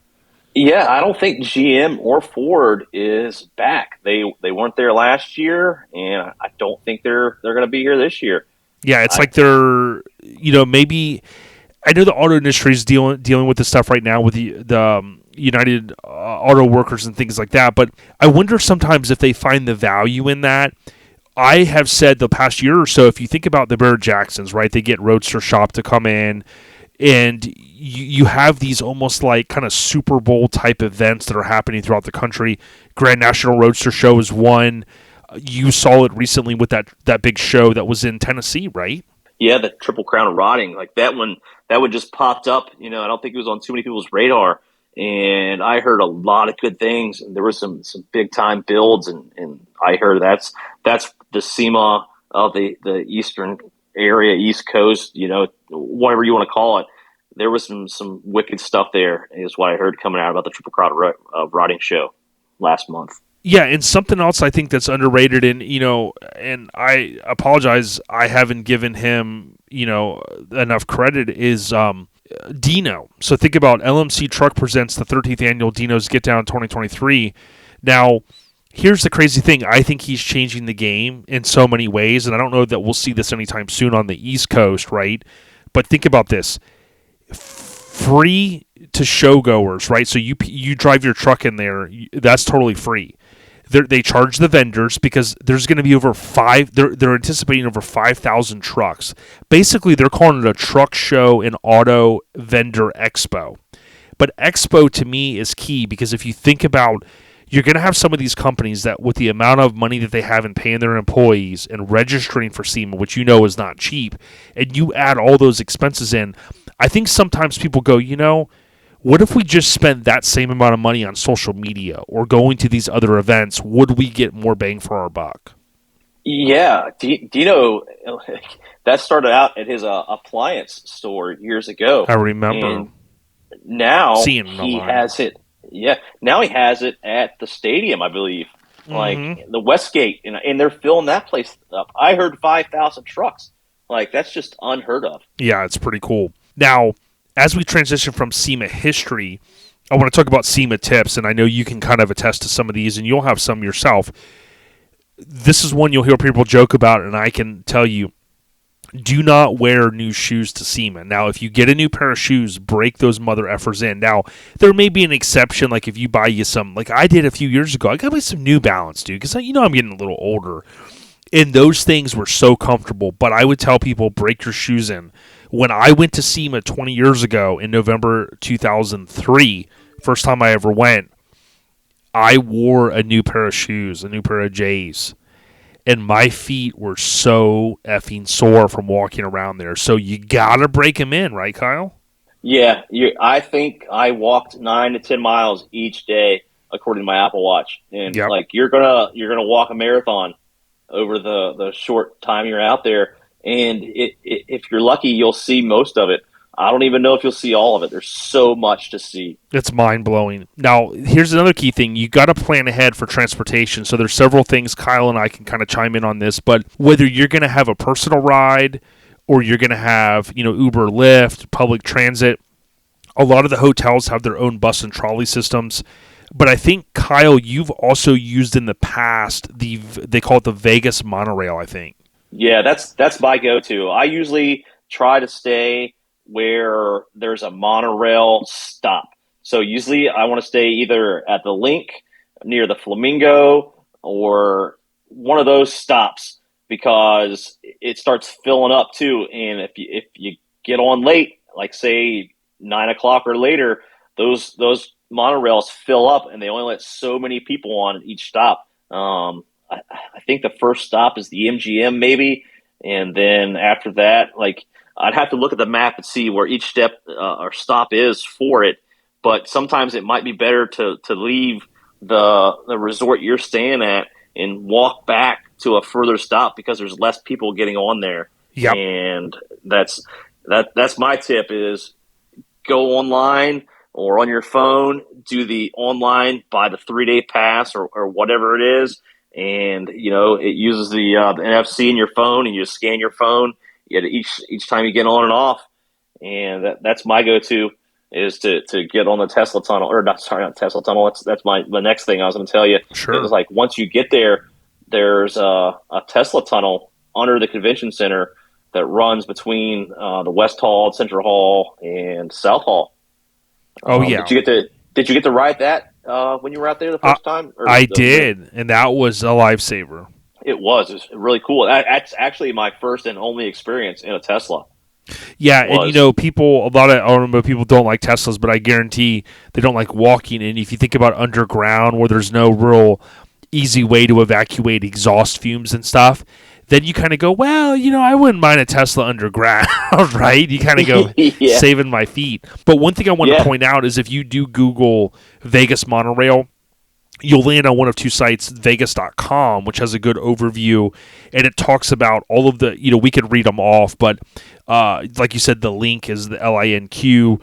It takes you to all these different spots, and to Kyle's point, you can buy a pass, or you can pay, I think, per ride, but it is easier to get a pass, so there's that. And then there's the official website where you can, it's lvmonorail.com, so there's that. But yeah, the Vegas Loop, I think, and keep me honest, you had shared this with me that they added 2 extra stops. Yeah, so I looked it up a while ago, and it's going to go past the West Hall. There's 2 more stops past that, and one actually the other side of the highway now. And they had one little tidbit here. It says on the website, typical walk time between the West Hall to the North Central Hall can take up to 25 minutes. Same trip on the loop takes approximately 2 minutes. So you're going to save a lot of time walking and on those shoes. Yes. To get in the Tesla and ride the loop. You can't be creasing up the new J's, you know what I'm saying? Or the pump it up, man. You know what I mean? You got to pump it up. Yeah, and if you Google, and we'll talk about the app in a minute, but like let's say you just Google SEMA floor map, you'll land on the SEMA website, and the West Hall, when you look at the map, you go, oh, that's nothing, man. I could walk that. That's nothing. It's not to scale. Okay, remember Doc Brown, when he did the little thing in Back to the Future, he apologized because it wasn't to scale, right? And the car went off the side and boom, started to fire. But here, you look at this and you're like, this is no big deal. But it is a big deal because when you're like, you call your buddy or your buddy calls you and you're like, man, where are you at? Oh, I'm in the Central Hall. Oh, man, you got to come over here and you got to see the power sports and utility vehicles, man, over in the West Hall. Good luck, because maybe on Tuesday, but by the time Wednesday, Thursday, Friday comes, dude, you are exhausted. And being able to go to that spot, you take the little escalator down, underground, 30, 40, 50 feet, whatever it is, and then you've got this big, it feels like you're in New York City at that point, right? And then you just jump in the car, and it's free, and it just whizzes you underground through the tunnels. It's all safe. It's all lit up. It's real cool. And then it pulls back up to the normal ground level, and then you just jump out and walk in the hall. Yeah, and also one tidbit. Have you got your pass in the mail yet? Mine came yesterday. Mine has not. So if you have to go and get it at registration, it's actually at the West Hall. You have to that's go a good over point. Yep, that's where you have to go get your registration. So, if you don't have your registration in the mail yet, you're going to have to hightail it over to the West Hall to get your registration. Dude, I hope that, because Hank will sometimes come by and try to steal the mail. I tell him that's an offense. You can't be stealing mail. But if he stole my pass again, I'm going to be ticked. I blame it on the mailman who probably didn't. He probably took the day off, just like today. He took off the podcast, probably took off the day from the delivery over there. Instead of Milli Vanilli blaming on the rain, we're going to remix it to blame it on Mike Murray or something. Yeah, I definitely think we can do that. But we'll really sing it, right? I mean, we're not going to get someone else to sing it. No. Now, you have to pack accordingly because you think Vegas, you think warm, you think desert, but you can get chilly, Kyle, at night. Yeah, it's a good idea to check a couple days before you leave and see what it's going to be. I usually have a long sleeve T-shirt on in the mornings when I'm getting on the monorail and getting off over there. But like you said, in the afternoon, you're going to get that desert heat. Oh, but yeah. The nighttime, the sun goes down, it gets cold too. Sun goes down, some sort of country song, it goes like that when the sun goes down. The last SEMA tip that I have, and we obviously got other topics we're going to cover, is you have to decide if you're going to do the famous SEMA rollout. Now, I got a chance, shout out to Brandon Burrell, kind of a bucket list thing for me, even though it might sound basic. I got a chance to ride out with him in Cranberry a few years ago, and it was really neat. Just wanted to always do it, did it, and I got to thank Brandon Burrell for that. But if you're going to watch it to get footage or just check it out, you have to decide upon a spot. If you, like I said, if you're going to watch or shoot show coverage or whatever, all that stuff books up. And I think they even have bleachers now, and they have a little bit of a setup. But that is pretty cool to see. I remember years ago seeing Mob Steel rolling out with I think it was the Colonel Custard, Ford F-100 deal, and just seeing this guy Dale with his 63 Lincoln, and I didn't even have a good spot, and I had to kind of fight to get some good photos. But that, to me, whether you're going to do it in a ride or you're going to just spectate it, is very cool to do. Yeah, the Friday afternoon when everything's rolling out, I think that's a thing you got to watch. And I think they're going to have something afterwards now too. A SEMA Fest. Have you seen that? Like, there's musicians having a concert and all that too this year. Have you seen that? Yes, and I would tell people Google SEMA Fest if you're interested in this, because I'm glad you brought this up, because actually I forgot to put this in my notes. If you think about what we talked about earlier with some of these companies, any big organization has to pivot and move. You don't want to be the Kodaks or the BlackBerry phones and things of the world, right? So you have SEMA, this organization, they're not going to sit around and just be like, oh, I hope people come every year. They're constantly pivoting and moving. We've seen this with the NFL, right? With Jay-Z, I think, working higher up there, bringing in more talent. The Raiders have, Warren G and Too Short performing there. You basically, what we saw last year is new minis, and a lot of these West Coast clubs, dancing beds and stuff, they were in this one area that was like the culture lifestyle area. What you're seeing now is we've seen, for the most part, SEMA Ignited, I think, is dead. They haven't mentioned that in years. That was a way to flush everyone out quick, get them across the street, and boom, then you had that mini show that was open to the public. Well, with SEMA Fest, you basically have motorsports, music, and car culture. And it's the 3rd and 4th, and I believe you basically buy your tickets at SEMAfest.com, and that, to your point, is a whole experience. Wiz Khalifa, Bush is going to be there, Luda, so many acts, and that, to me, is freaking awesome. You can also bring your own car and display it. That's They're sick. gonna Okay, have I didn't know that.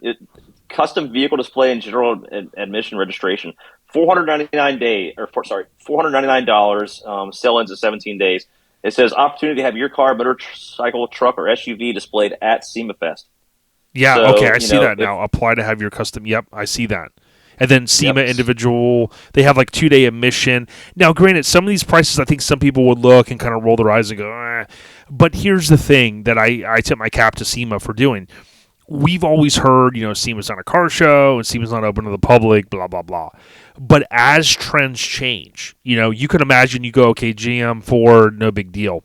But if a lot of companies said, hey, we'd rather go to a Dino's or we'd rather go to Barrett-Jackson or Grand National Roadster Show, you have to pivot and move, right? You have to come up with new ideas and stuff. And this is a way, in my opinion, they're swinging the pendulum a little bit to go, hey, let's get the public more involved. Yeah, I think they're also selling tickets for Friday again this year for the general public to come and attend. Oh, great. Yeah, that's good. And although, as you know, Friday is kind of the shorter day, to me, if you lived in Cali or you lived in Vegas or Arizona and you're a true automotive enthusiast, to spend a few $100s to be able to go over there. By the way, the one thing that I've always thought was underrated is you can pretty much float around anything that's outside. And as you know, we didn't even talk about this, the backside, I don't know if they're still doing that with the West Hall open now, but just outside the West Hall in some of those areas in front of the Central Hall, you could walk around for hours and see a lot of it. I mean, maybe 20% of it, something like that. There's so much to do, but now they're trying to, I think, get people a little bit more involved and get people in the show, to your point. Absolutely. And Hoonigan has the burn yard set up there. And my boy, Zach Mertens, who is the king of chop, that's what the Suburban has, is the BFD chop monster from Zach. He'll be hosting the burn yard, where there's people out there destroying tire after tire. Like, that is definitely a show you don't want to miss out front. You come down the escalators, it's going to be on the right side. Stop by and see one of the Hoonigan shows. Like, that's awesome. Like, you don't want to miss that. Yeah, for sure. I've seen that stuff, and that's such a big draw. Whether you love or hate that stuff, it's bringing people into the automotive culture, and I think it's cool. Now, if we, that was kind of a recap there of the SEMA tips that I want to kind of categorize those as that. But if we talk about navigating SEMA, you said it to me earlier, download the SEMA app. Now, you can go to semashow.com/floor plan, and you can see the floor plan that I was talking about. But Kyle, that app really comes into it comes into play, because I think you were even telling me you can favorite the different vendors that you want to go visit. Yeah, you can favorite the vendors, and it will show it on the map.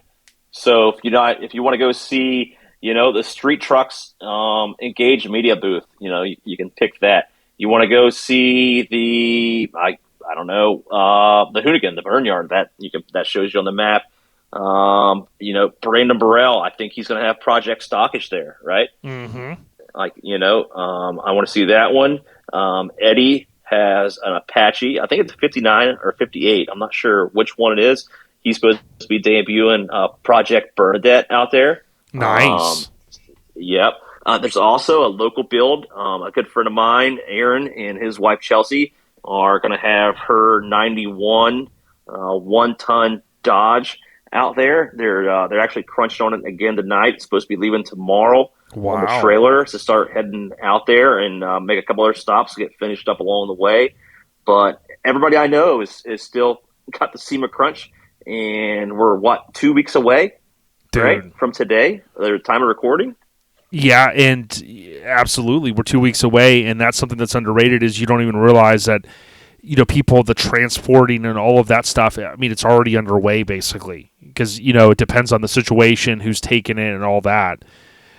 There's people grinding right now to get their stuff on the trailer.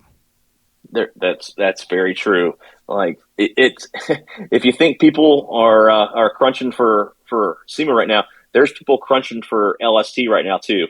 And that's still 100 and how many days away was it? 128, I think, what we said? I think it was 112, maybe? 128? Okay. Yeah, something like that. Yeah, but that's it. Like, it's going to pop up on you before you know it. Yeah, and I just had the double check, LoneStarThrowdown.com. It was 128, so Kyle was spot on. Good stuff. Now, you have to plan ahead, in my opinion, on which companies you really want to see. It might be a quick check-in. Maybe you're going to introduce yourself. Maybe you've been dealing with a vendor for a long time. It's your first time going, and you want to go see Steel Rubber like I wanted to.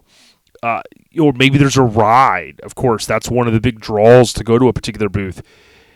There's sometimes freebies, such as stickers and things like that. But, go in the app and you can kind of pre-plan and go, okay, because I've made this mistake before. You go to the West Hall and then somebody calls you and he goes, hey, man, we're hanging out over here. And then you go back there and then you're like, oh, I wanted to go see that one company. And you'll literally, by the time Friday comes, you're going to be exhausted. So you got to plan ahead and use the app. Yeah. One hall, I believe, at least in the years past, is just tire manufacturers. Yes. From front to back. I've never seen so many different tire manufacturers in my life. Yes. And, if you start in that hall, you're gonna walk around for over an hour to figure out how to get out of there, and it's just tire after tire. Yeah, the South Hall is the Global Tire Expo and the Wheel and Accessories. I mean, just insane. And yeah, you'll see everything in there from like the companies that are fighting to get more market share than like Alcoa, the AccuRide, I think it is, or something like that. They have a similar name, the AccuAir. But you'll see a lot of those companies, and then you're going to see your normal wheel companies that we're used to seeing typically.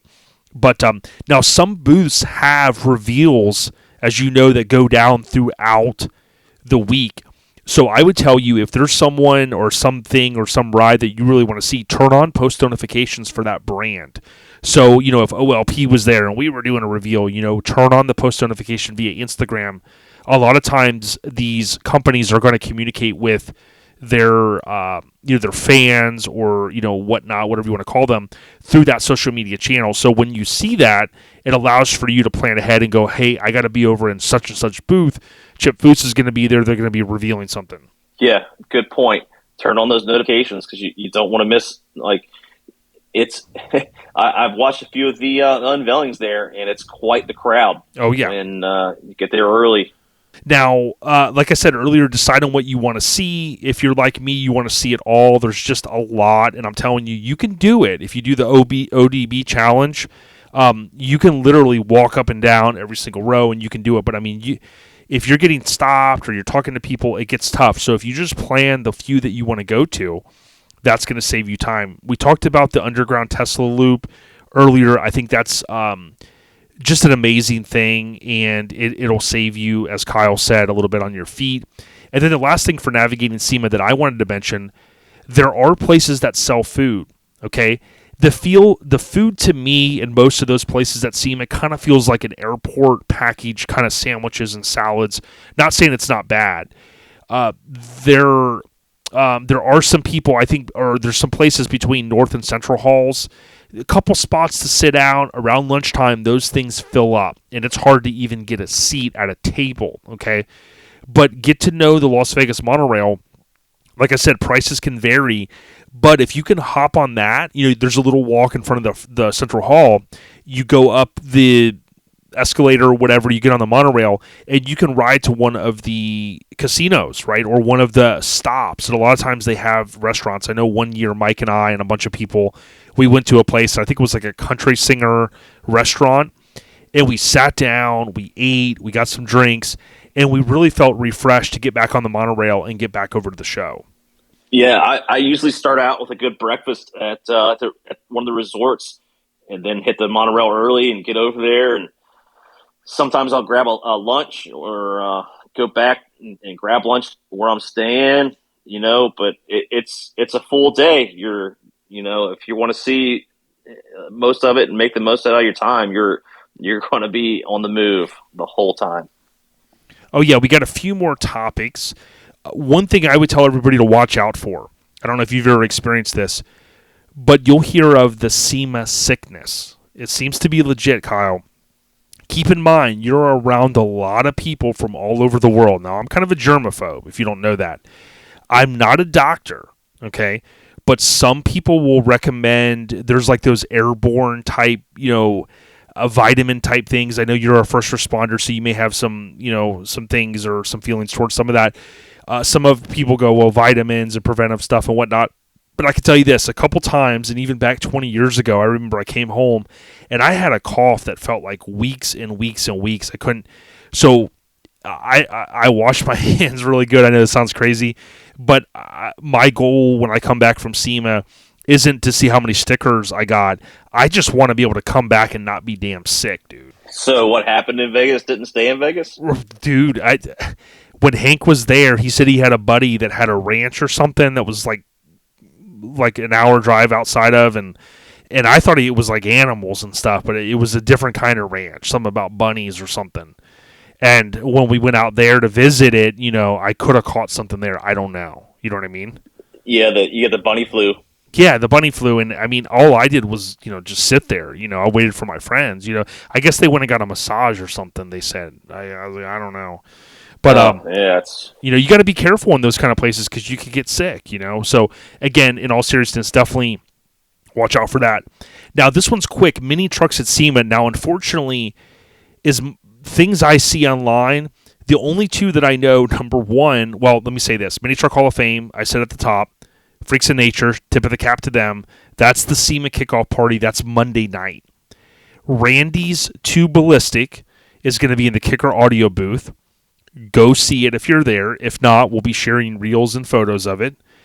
My understanding, though, Mike Finnegan, you know Mike, of course, the famous Mike Finnegan, his Toyota, my understanding, is also supposed to be there. I know Daniel Smith had his hand, one of our local brothers, he had his hand in helping paint that thing, and I'm looking forward to that. But those are the only two, I hate to say, Kyle, those are the only two minis that I know that are going to be there. Yeah, and you definitely have to go check out Randy's Toyota. Oh, yeah. It's stick your head in the window because that leather, it smells amazing. Yep. Yeah, Charm City did a great job on that interior, and it's so sick. And there's going to be more coming on that. I don't want to share all the details, but stay tuned. There's going to be more coming here in print. Now, there's only 3 more topics that we have, so we're going to wind this down here in the next few minutes. Things to do or try outside of SEMA Madness, I call it. So for me, I know some people are going to laugh at this. I love In-N-Out Burger. I think because I'm on the East, Kyle, and we don't get that all the time. But I would say you definitely got to hit In-N-Out Burger. I may have hit In-N-Out Burger twice in one day. Yeah, me too, man. I told my wife my wife went one year, and she goes, I'll go. And I said, man, I got to get me a milkshake from there. And she goes, all right, let's go get one. That was the midnight snack. Can we settle this? In-N-Out or Whataburger? Which one would you rather have? Dude, in the Lincoln community, there's a big war. The Texas people say Whataburger and this and that. We might have to get a cage match going on that one, is all I can say. I know. My man Eddie from AMD, he loves him some Whataburger, and I don't get it. In-N-Out I don't either. Is 10 times better. Yeah, it's simple. The menu's simple. Sure, you got the animal style, the supposed hidden menu item, but at the end of the day, it's so simple. The employees love working there. They get paid well. It's just well-rounded. I love the logo. It's real basic. Even me, I tell you what, I'm not a Five Guys guy locally. Only not because, one, I don't eat a lot of burgers. But here's the thing. You go to Five Guys and you get a fry, 2 burgers, a drink, maybe a shake. I mean, you're like $35, $40. To me, In-N-Out Burger, also, that's the other win, is they got good prices. You do know we're going to get In-N-Out Burger closer, right? There's Are going to we? be one Tennessee. Dude, Tennessee, we might have to move up there, dude. Because, Vice Grip Garage, Derek's there now. Our buddy Scott Lawson moved up there. I mean, Tennessee's like the new Cali. Yeah, they're getting an In-N-Out Burger. They already have the record for the most fuel pumps of 120 at the Sevierville Buc-ee's. They're going to get toppled by Florida soon, though. I think Ocala. Yeah, but I heard that. You're right. They do have it. I mean, dude, that one is massive. I actually stopped there on the way to the Southeastern Truck Nationals this year. It was like the second or third day after they opened. If you've never been to a Buc-ee's in the first week, it's something to see. Last year we stopped at the Crossville, Tennessee location within the first week. And I'll tell you, I've never seen so many people in one place. It's just wild. Yeah, at a gas station. Disney World, Disneyland's got nothing on Buc-ee's. I mean, just us doing our normal routine stops. I'm like, Mike, he knows I want to have a clean restroom. So he goes, oh, you need me to stop at Buc-ee's again? Yeah, I was like, yeah, stop at Buc-ee's, But, dude, I was down in, like, the little burrito deals for the morning. I mean, the food's good, but, yeah, it's just a massive amount of people, man. Yeah, my favorite is the Club Melt. That's one of the best sandwiches they have there. Oh, yeah, it is, and I finally had that. The other place, I'm going to look at my list here, the other place I would tell people is we've made a yearly tradition. If you haven't been to this place, it's called Pepper Mill. So shout out to Ruben Artiaga, the booker. He told us about Pepper Mill. And Pepper, Pepper Mill, Mill, one word. This is a cool restaurant. It kind of is like family style, but they have a lounge. All of the indoor seating, it feels like you're in a casino. The lounge is sick. I'm not even making this up. The pinks and the blues and all that, it makes you feel like you're in Grand Theft Auto Vice City, dude. It's super sick. The logo in front of the building's cool. We go there every year. We'll be going back this year. Yeah, you know what else I want to hit up? while we're there, I've been down a rabbit hole lately. You know this. Yes, Flamingo and Koval. Yeah. Boom. Yep. I went there before, and I didn't mean to steal your thunder and tell everybody what that is. Yeah. As you know, the Tupac murder is after going on almost 30 years. It's back in the news again. They've made an arrest. Yep. The piece of crap that basically snitched on himself and self-indicted himself. And hey, good for him. But what I've tried to do, if you go on Instagram, I visited I visited the intersection. I've tried to always nail down exactly where it happened, because after the car got shot, I think Suge floors the car, and where the car ends up, as you know, isn't exactly where he was shot. But there's people that will tag a certain location there, and I've even looked at some of the I don't want to say evidence, but some of the stuff that's online to try to figure it out. But basically, to your point, Koval and Flamingo, that is, the place that everybody knows. That's basically where Tupac got killed. Yeah, I think I think we might have to go over there one afternoon. Yes. And shoot some pictures and maybe a reel or two over there. Yeah, there's a guy on Instagram, I always tag him. He took the last photo of Tupac with him and Suge in the car, and then he was killed just a few minutes later, literally. And he actually has an Instagram page called like 1 minute before. And I've always wondered, I wanted to line up exactly, the actual direction. And you would go, oh, it's not that hard, but trying to figure out, where they were leaving the fight, they were going to Club 662, then we would have known which way they were going. Well, he pulls up next to him and he sees him and he takes out his camera and he goes, click. And that's where kind of Pac had that dead look on his on his face rather. But, yeah, dude, so much history, man. Yep. So I definitely, want to go visit that this year. Yep. I'm a big Tupac fan, you know that. So I got some unreleased tracks. It's so crazy that he's got so many. And some of the unreleased music I listen to over and over, it's better than the stuff that they're putting out today. And hopefully one day they'll do a massive box set and they'll get some of that stuff out. There used to be a website, tupac.unreleased.com, and it had. I used to think the stuff was fake. I was like, there's no way he could have recorded this many songs, and he did. It's just mind blowing. But nice tie in there. Yeah, that's one of the things I miss about the OLP of the old days. I know. I got to talk more hip hop. No longer, use royalty music in the podcast. I know, man, and I always love doing that because a lot of people would say, "Man, I love that song. I found that song," and so we gotta try to figure that out. Now I'm gonna go through these kind of quick. Mob Museum, Hoover Dam. One year we went to Graham's house in Utah, which was fantastic. There's Vegas shows. You can visit the bigger hotels. A lot of people love just walking through them. There's some that have roller coasters. And then you got the Neon Museum. We did a night tour the year my wife went. That was super neat. I think they're self-guided, or you could do a guided. They're fairly cheap, but that's where they have all of the older donated, typically Vegas history signs, if you will, from these bigger casinos. And at night, it is so cool seeing them lit up. If you're a photographer or you like low-light shots, that's a cool thing. But those are a few things on my list. Yeah, if you're a Chum Lee fan, you can stop by the Gold and Silver Pond. That's right. Yep. And the guy, which I think shouldn't bring this up. The guy, I think I had heard that he got in trouble. He was the toy expert that would come on the show. I remember I went to his store one year. It's down on Fremont Street, but I think he ended up getting popped for something. Kind of crazy, but that was a cool place because I went in there and he had G.I. Joes and all that stuff, and I was like in hog heaven. Yeah, interesting fact here. I don't think I've talked about it with you in the past, but I actually rode my Harley cross country.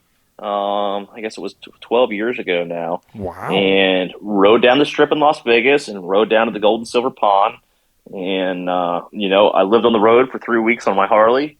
It was quite the experience. I don't think we've talked about that. Damn, dude, that's late 20s, 28, call it 29. That's big stuff, man. Yeah, quite the experience. It'll never happen again. Yeah, that's big. The last two segments I got, one is what I'm looking forward to, and then not going to SEMA but want to keep up. So what I'm looking forward to, I'm going to be hanging out with the homies, of course, Kyle. The main draw that's getting me out there is my friend Billy Bob. Shout out to Billy Bob. He goes, "Yo, Jay, it's going to be me, Ron Perkins, Jeff from Mini Garage, and now our friend K-Dogg from South Florida. They're staying in an Airbnb. So they go, yo, if you want to come out, here's the buy-in price. Very fair. They're staying Saturday. Now, don't kill me. They're staying Saturday to Wednesday. So here's my thing. I am peeling out on Wednesday. Okay, so I'm really only going to get the SEMA experience for those 2 days. Call it one official day. Of course, the outside stuff and all that on Monday. But I'm okay with that because what I'm going to do is I'm going to squeeze in as much as I can. I'm going to plan ahead. But then I'm going to come home Wednesday. Hopefully I won't be sick. Rest up a little bit. And then I'm going to land at a decent time, Tampa time. And then I'm going to do some family stuff Thursday, Friday. Sounds like a good week to me, man. Oh, yeah. Randy's truck, of course, I want to see. And In-N-Out Burger. Yes, I'm that guy. Like I said, I want to get an In-N-Out Burger. Now, what are you most looking forward to? Any one thing? I mean, you mentioned some names earlier. Is there any one thing that you really want to do that like you kind of made a yearly tradition when you go out? Man, I just enjoy being out there, the weather, and hanging out with my friends, Like seeing Emma out there. I usually see her at LST, see her at SEMA. Our boy Solo, I usually see him out there in some ridiculous outfit. yeah, he's crazy, man. He's a good dude. Yeah, it's just it's kind of a reunion, where it's been 6-7 months since I've seen some of these people and some of the companies I get to work with, and sit down and talk about new ideas for new projects too. Like I was telling Mike, QA1 has some new products coming out. They're trying to get into the newer 07 and newer trucks. They got a pretty good following in the older, Chevy's market. They're trying to get stuff in the newer trucks, and they're wanting to hit up some new shows and stuff like that. So, we'll talk about the chill down with them and, just walking around, get some exercise. And bring your sunscreen if you're going to be outside too. It's hot. Yeah, and, you definitely got to have your sunscreen. And think about this. You're right, because, God, we're feeling old. Next year's 2024, so that's going to make the 99s classic trucks, dude. And I know you're talking about 07s and up, but as everybody knows, the 99s were the NBS, the new body style. So that's right. They're going to a lot of shows were are 25 years and older, and you'll start seeing some NBSs. OBSs are on the rise right now, but I give it 5 years or more, and I think the NBSs will be top ropes. What the OBSs are right now. It's a good thing I've got a diamond locked away. Yeah, the exactly you do diamond in the rough. The NBS are going to want to kind of come off the Raptors. They're going to try to go over the top ropes and over the cage match deal, and they're like, "Hey, we're back. We never went anywhere. We're NBS, yep. Body style." Yep, and you don't even have to LS swap it because it already came with one of those. Dude, but Tony said LS swapped the world, so LS swapped to LS. I mean, is that kind of like you're really caught in the matrix at that point? Yeah, you are. You might have to LT swap to LS, I guess. We should have said this earlier, so I got to get this in. If your hope or your dream, or sometimes you want to, you say, hey, I want to go to SEMA, make it happen. I know a lot of people go, man, I could never go there. I could never afford it. It's not as much money as you'd think. I mean, you could spend some money, but if you do it right, you can get out there for a decent flight, hotel, Airbnb, whatever. But here's the thing. I think a lot of people are worried because they go, man, I can't get in. I'm not an insider. Listen, talk to your friends. If you've been around the scene a while, there's plenty of places. I'm not going to say what you can do, but if you've got a friend, that works at a place, more than likely he can get you a badge and things like that.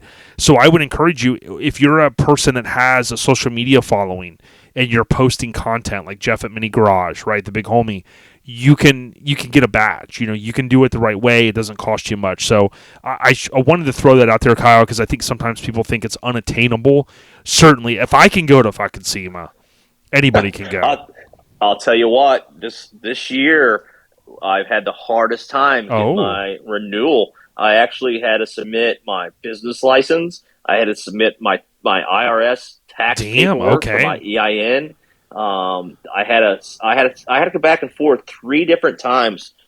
Business cards, like I couldn't believe it. Wow. Okay. And yeah, I don't know if I got like a random audit or something, Dude, but yeah, I'm wondering now. And maybe they're just buckling down. I guess, maybe I can grow the C10 Club YouTube channel and get a media pass. Yes, like I maybe think you can 100%. Go around there, make a couple reels, and then you're good to go, man. That's Remember the Halloween costume? John from Trucks and Cheeseburgers always shares it. You know how around this time everyone does those little stupid memes about the Halloween costumes, and then they have the SEMA one. It's like some guy with no self-awareness. He's got a social media following. That's a good meme, dude. It is. I thought that one was pretty funny. Last but not least, if you're not going to SEMA but you want to keep up, follow pages like OLP. Turn on post notifications, especially on Instagram. That way you won't miss anything. You can tap on the hashtag SEMA2023.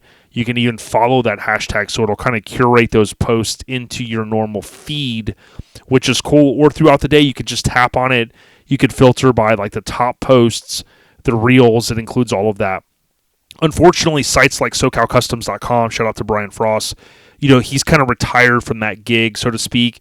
So we don't have those outlets, but as you know, Kyle, social media is really where it's at. So certainly on your iPad or iPhone or Android device is really where you're going to be able to keep up. I would even encourage people on YouTube. I'm a big YouTube viewer through my Apple TV, and what I would tell people is I guarantee there's people uploading the YouTube shorts as well as doing short videos while they're there. So you got plenty of avenues, I would say. Yeah, if you're not there, you could probably follow along on, most of the platforms and get a pretty good idea of what's there because, if it's sweet, people are going to be sharing the heck out of it. Oh yeah. I think that's all I got. I got to thank you. I knew this was going to be long, but not this long. Kyle, for you sitting down with us, one of our brothers, and I really appreciate your friendship. Again, we could talk trucks all night. Any last words for everyone out there listening? Man, just if you got a dream, just live it. I love it. You got a truck and you want to build it, just build it. Yep. Don't let it hold you back. Don't wait. Like I told the little man I met the other day, the future mini truck podcaster, Dayton. I gave him a little advice. I'm 40. I've had one of my trucks for 20 years now. I said, pick one right now that you got and hang on to it because down the road, you'll regret getting rid of it. Yep, and prices keep going up. So to build something that maybe you built 10 years ago or in your case 20 years ago, you kind of go, man, if I wanted to get back into an NBS and do what I did, boom, you're already there. You could refresh the truck, but you're miles ahead. You know what I'm saying? Yeah. And, it's half my life now. That thing's been with me. So, if you're in a tough time and you're thinking you might need to sell something, do what you can to try and hang on to it because down the road, you'll probably miss it and regret it. Yeah, you'll appreciate it. I have an old friend that built something super cool back in the day, and he sold it like so many people did. I mean, that's normal stuff, and there's so many people that just say, man, I wish I had my old stuff back. So, again, Kyle, thank you. I'll probably throw in just the last couple things after this, but certainly thanks, LMC. Thank you to Trooper Burton as well for taking the time. Cruising with an ING, cruising with cruisers. Look out for 2024. Let's raise even more money next year. Stay on the rise, Kyle, my brother from another mother, Kyle Fannin, y'all. We out here. All right, so we got to get through the rest of the content. Of course, went ahead and dropped with Kyle, so thanks again, Kyle, for coming on. So next up, we have the scene updates, and I did save a good bit of stuff the last couple of weeks. Waka Frank, I know he had posted from Showdown in the Valley that it was a good weekend, and it looks like from what I see that he did get patched into NC, so congratulations, Waka. If you guys don't know, Waka throws a show every July, Southern Tradition. So if you're in the vicinity and you can make it to his show, make sure you check it out. I know CJ Fayette and a lot of other people that went to Showdown in the Valley Had a good time. I need to try to link up with them. It might be the next episode before I can run that audio. But, of course, we slapped hands with those guys all, it seems like, throughout the different southern states. And Showdown in the Valley, I think, is going to quickly become kind of a destination go-to show because of the time of year that it is. Although it's technically in Maggie Valley, North Carolina, the same place as Mini Nats every April. Showdown in the Valley, of course, in October, 6 months later.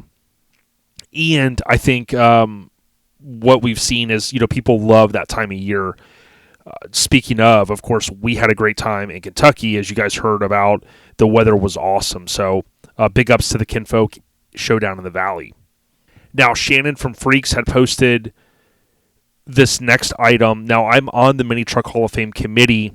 I don't talk a lot about that just because we haven't had an opportunity, but Hogs and Heifers Saloon, if you're a mini trucker and you're going to be anywhere near Las Vegas, you want to come down to the unofficial SEMA kickoff party.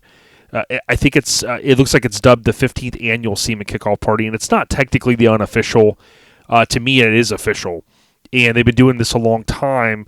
It's the Freaks of Nature car show. It's the Mini Truck Hall of Fame award ceremony, and it's the panel jam, return of the panel jam, benefiting Nevada Childhood Cancer Foundation. Again, Hogs and Heifers Saloon. Now, I want to reinforce a couple of key names here. So the builder that's going in for Mini Truck Hall of Fame is going to be Chris Billy Bob Mull. The show is Forbidden Fantasy. Courtney Hallowell Lifetime Achievement Award is Fester Adams. The truck is Time Machine. The painter is Jay Warner. The company is Master Image Customs, a.k.a. MIC. The Mini Truck Memorial Award is going to James Chubbs McKittrick. Steve Stillwell Media Award is going to Lance Martz. And the club is California Cruisers. Now, I will note that the Steve Stillwell Award is a great name for that award. And I did talk and convince the committee, including Bob Hayes this year, to change that to Media Award. Before, it was always looked at as kind of like editor, and it was always looked at as, I think, a journalist maybe. I forget the prior term, but the way I see that award, although print magazines, we all know, really kicked it off back in 75 with Truckin Magazine and then Stillwell shortly after, and everything that came after that. But if you start to think like mid-90s with the internet, and then you think DVDs and Blu-rays, websites, different bloggers, I guess you could kind of say, now there's podcast, there's YouTube. Things have morphed over the course of time, so I got to thank Bob and everyone for going along with my feedback and suggestion to change that to the Media Award. So congrats, Lance Martz. Congrats to everyone that has been voted in. Of course, this is going down October 30th, that Monday, Freaks of Nature 15th Annual SEMA kickoff party. Thanks to Shannon and everybody behind the scenes. I know Bob does a lot for the Mini Truck Hall of Fame. So big stuff there. So that was one of the items I wanted to cover. Let's see what else we have here. A lot of posts about cruising with cruisers. I know people just had a great time there. We talked a lot about that. I can't overstate how much fun we had. Now, SEMAshow.com, if you go to the website, of course, I talked a lot about this stuff with Kyle, but SEMAshow.com right now literally has like the main landing page, off their website, rather. They have the SEMA Fest stuff. So just to be clear, October 31st through November 3rd, Las Vegas Convention Center. They have exhibit, attend, and media. So they've got all of that stuff from a ticketing standpoint. I thought this was pretty cool. I talked to Cliff the other day, Cliff Josie, Pacific Northwest, the big homie. He went out to a show, Freaktoberfest, I think it was. He got a top award. He drove his truck a good amount of miles, and I'm proud of the big homie. So more to come from him a little bit later in the year, and OLP. Matt Hodgson, I know, unfortunately, the big homie, he had an accident in the Forerunner. It looks like he's going to press forward with the project. He says he's been stashing parts for a comeback. We've got him on our list. We got to link up with him soon. I'm hoping before the end of the year. I told Phil Fowler we'll definitely do our best to make that happen. Matt Knupp, I didn't get a chance to shout you out earlier. It was great slapping hands and seeing you, homie, at the show. He, of course, posted, like many other people, that $5,000 to $200,000 in your car. That whole post that kind of went viral, I guess you could say. But Matt's got a cool Mazda, and always appreciate linking up with you, Matt Knupp. Here was one, found the perfect edition for the best of show, Kids Pick, Dub City Fire Department, Chevy Caprice. And that was Josh Johnson, was talking about his Mazda and whatnot. So he had put with the awards, which, by the way, those awards came out amazing.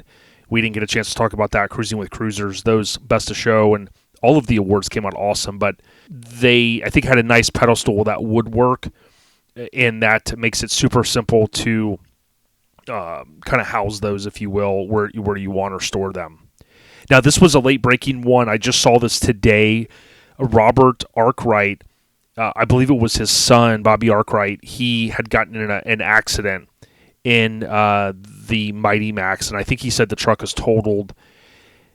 You know, it's really, really tough out there. I think he said someone was doing, he commented that somebody was doing a U-turn.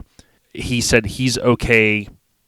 He's a little hurting, but the lady did a U-turn in front of him. So I can't stress this enough. You got to be careful out there. I know we always heard that from our parents, defensive driving and the importance of all that. But truly, it's, you know, we're seeing some crazy stuff out there. I didn't get a chance to shout out Kayla Couch earlier. Shout out to her. She posted some great photos, and it's always cool to see the kinfolk in town there, Farva and everyone. So it's great seeing them again.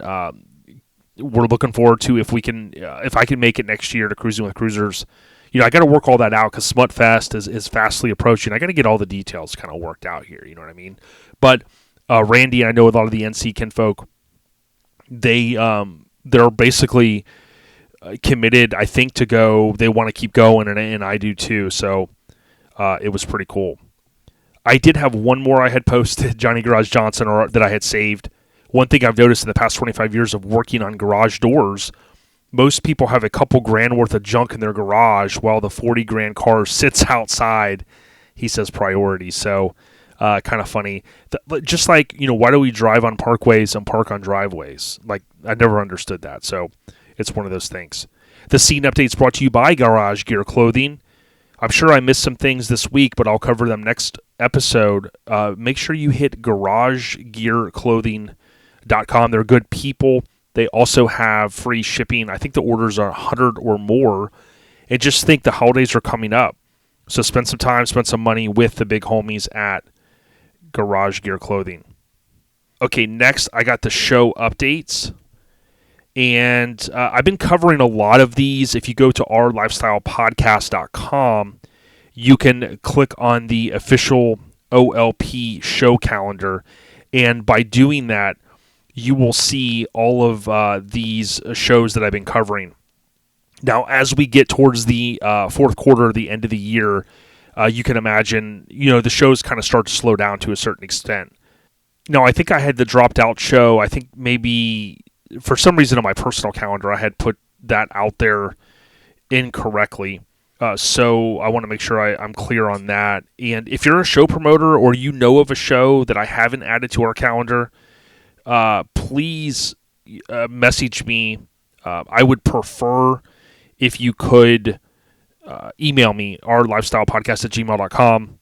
I'll do my best to get that. But dropped, DROPPED out.us.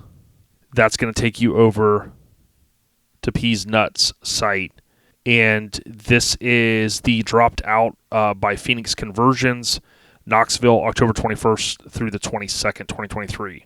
Car and truck and bike show. So get out there. I don't know why. I think on my personal calendar I may have put it in the wrong date, but I need to add that to the OLP calendar. I thought that I did, but apparently I'm looking at it and I didn't.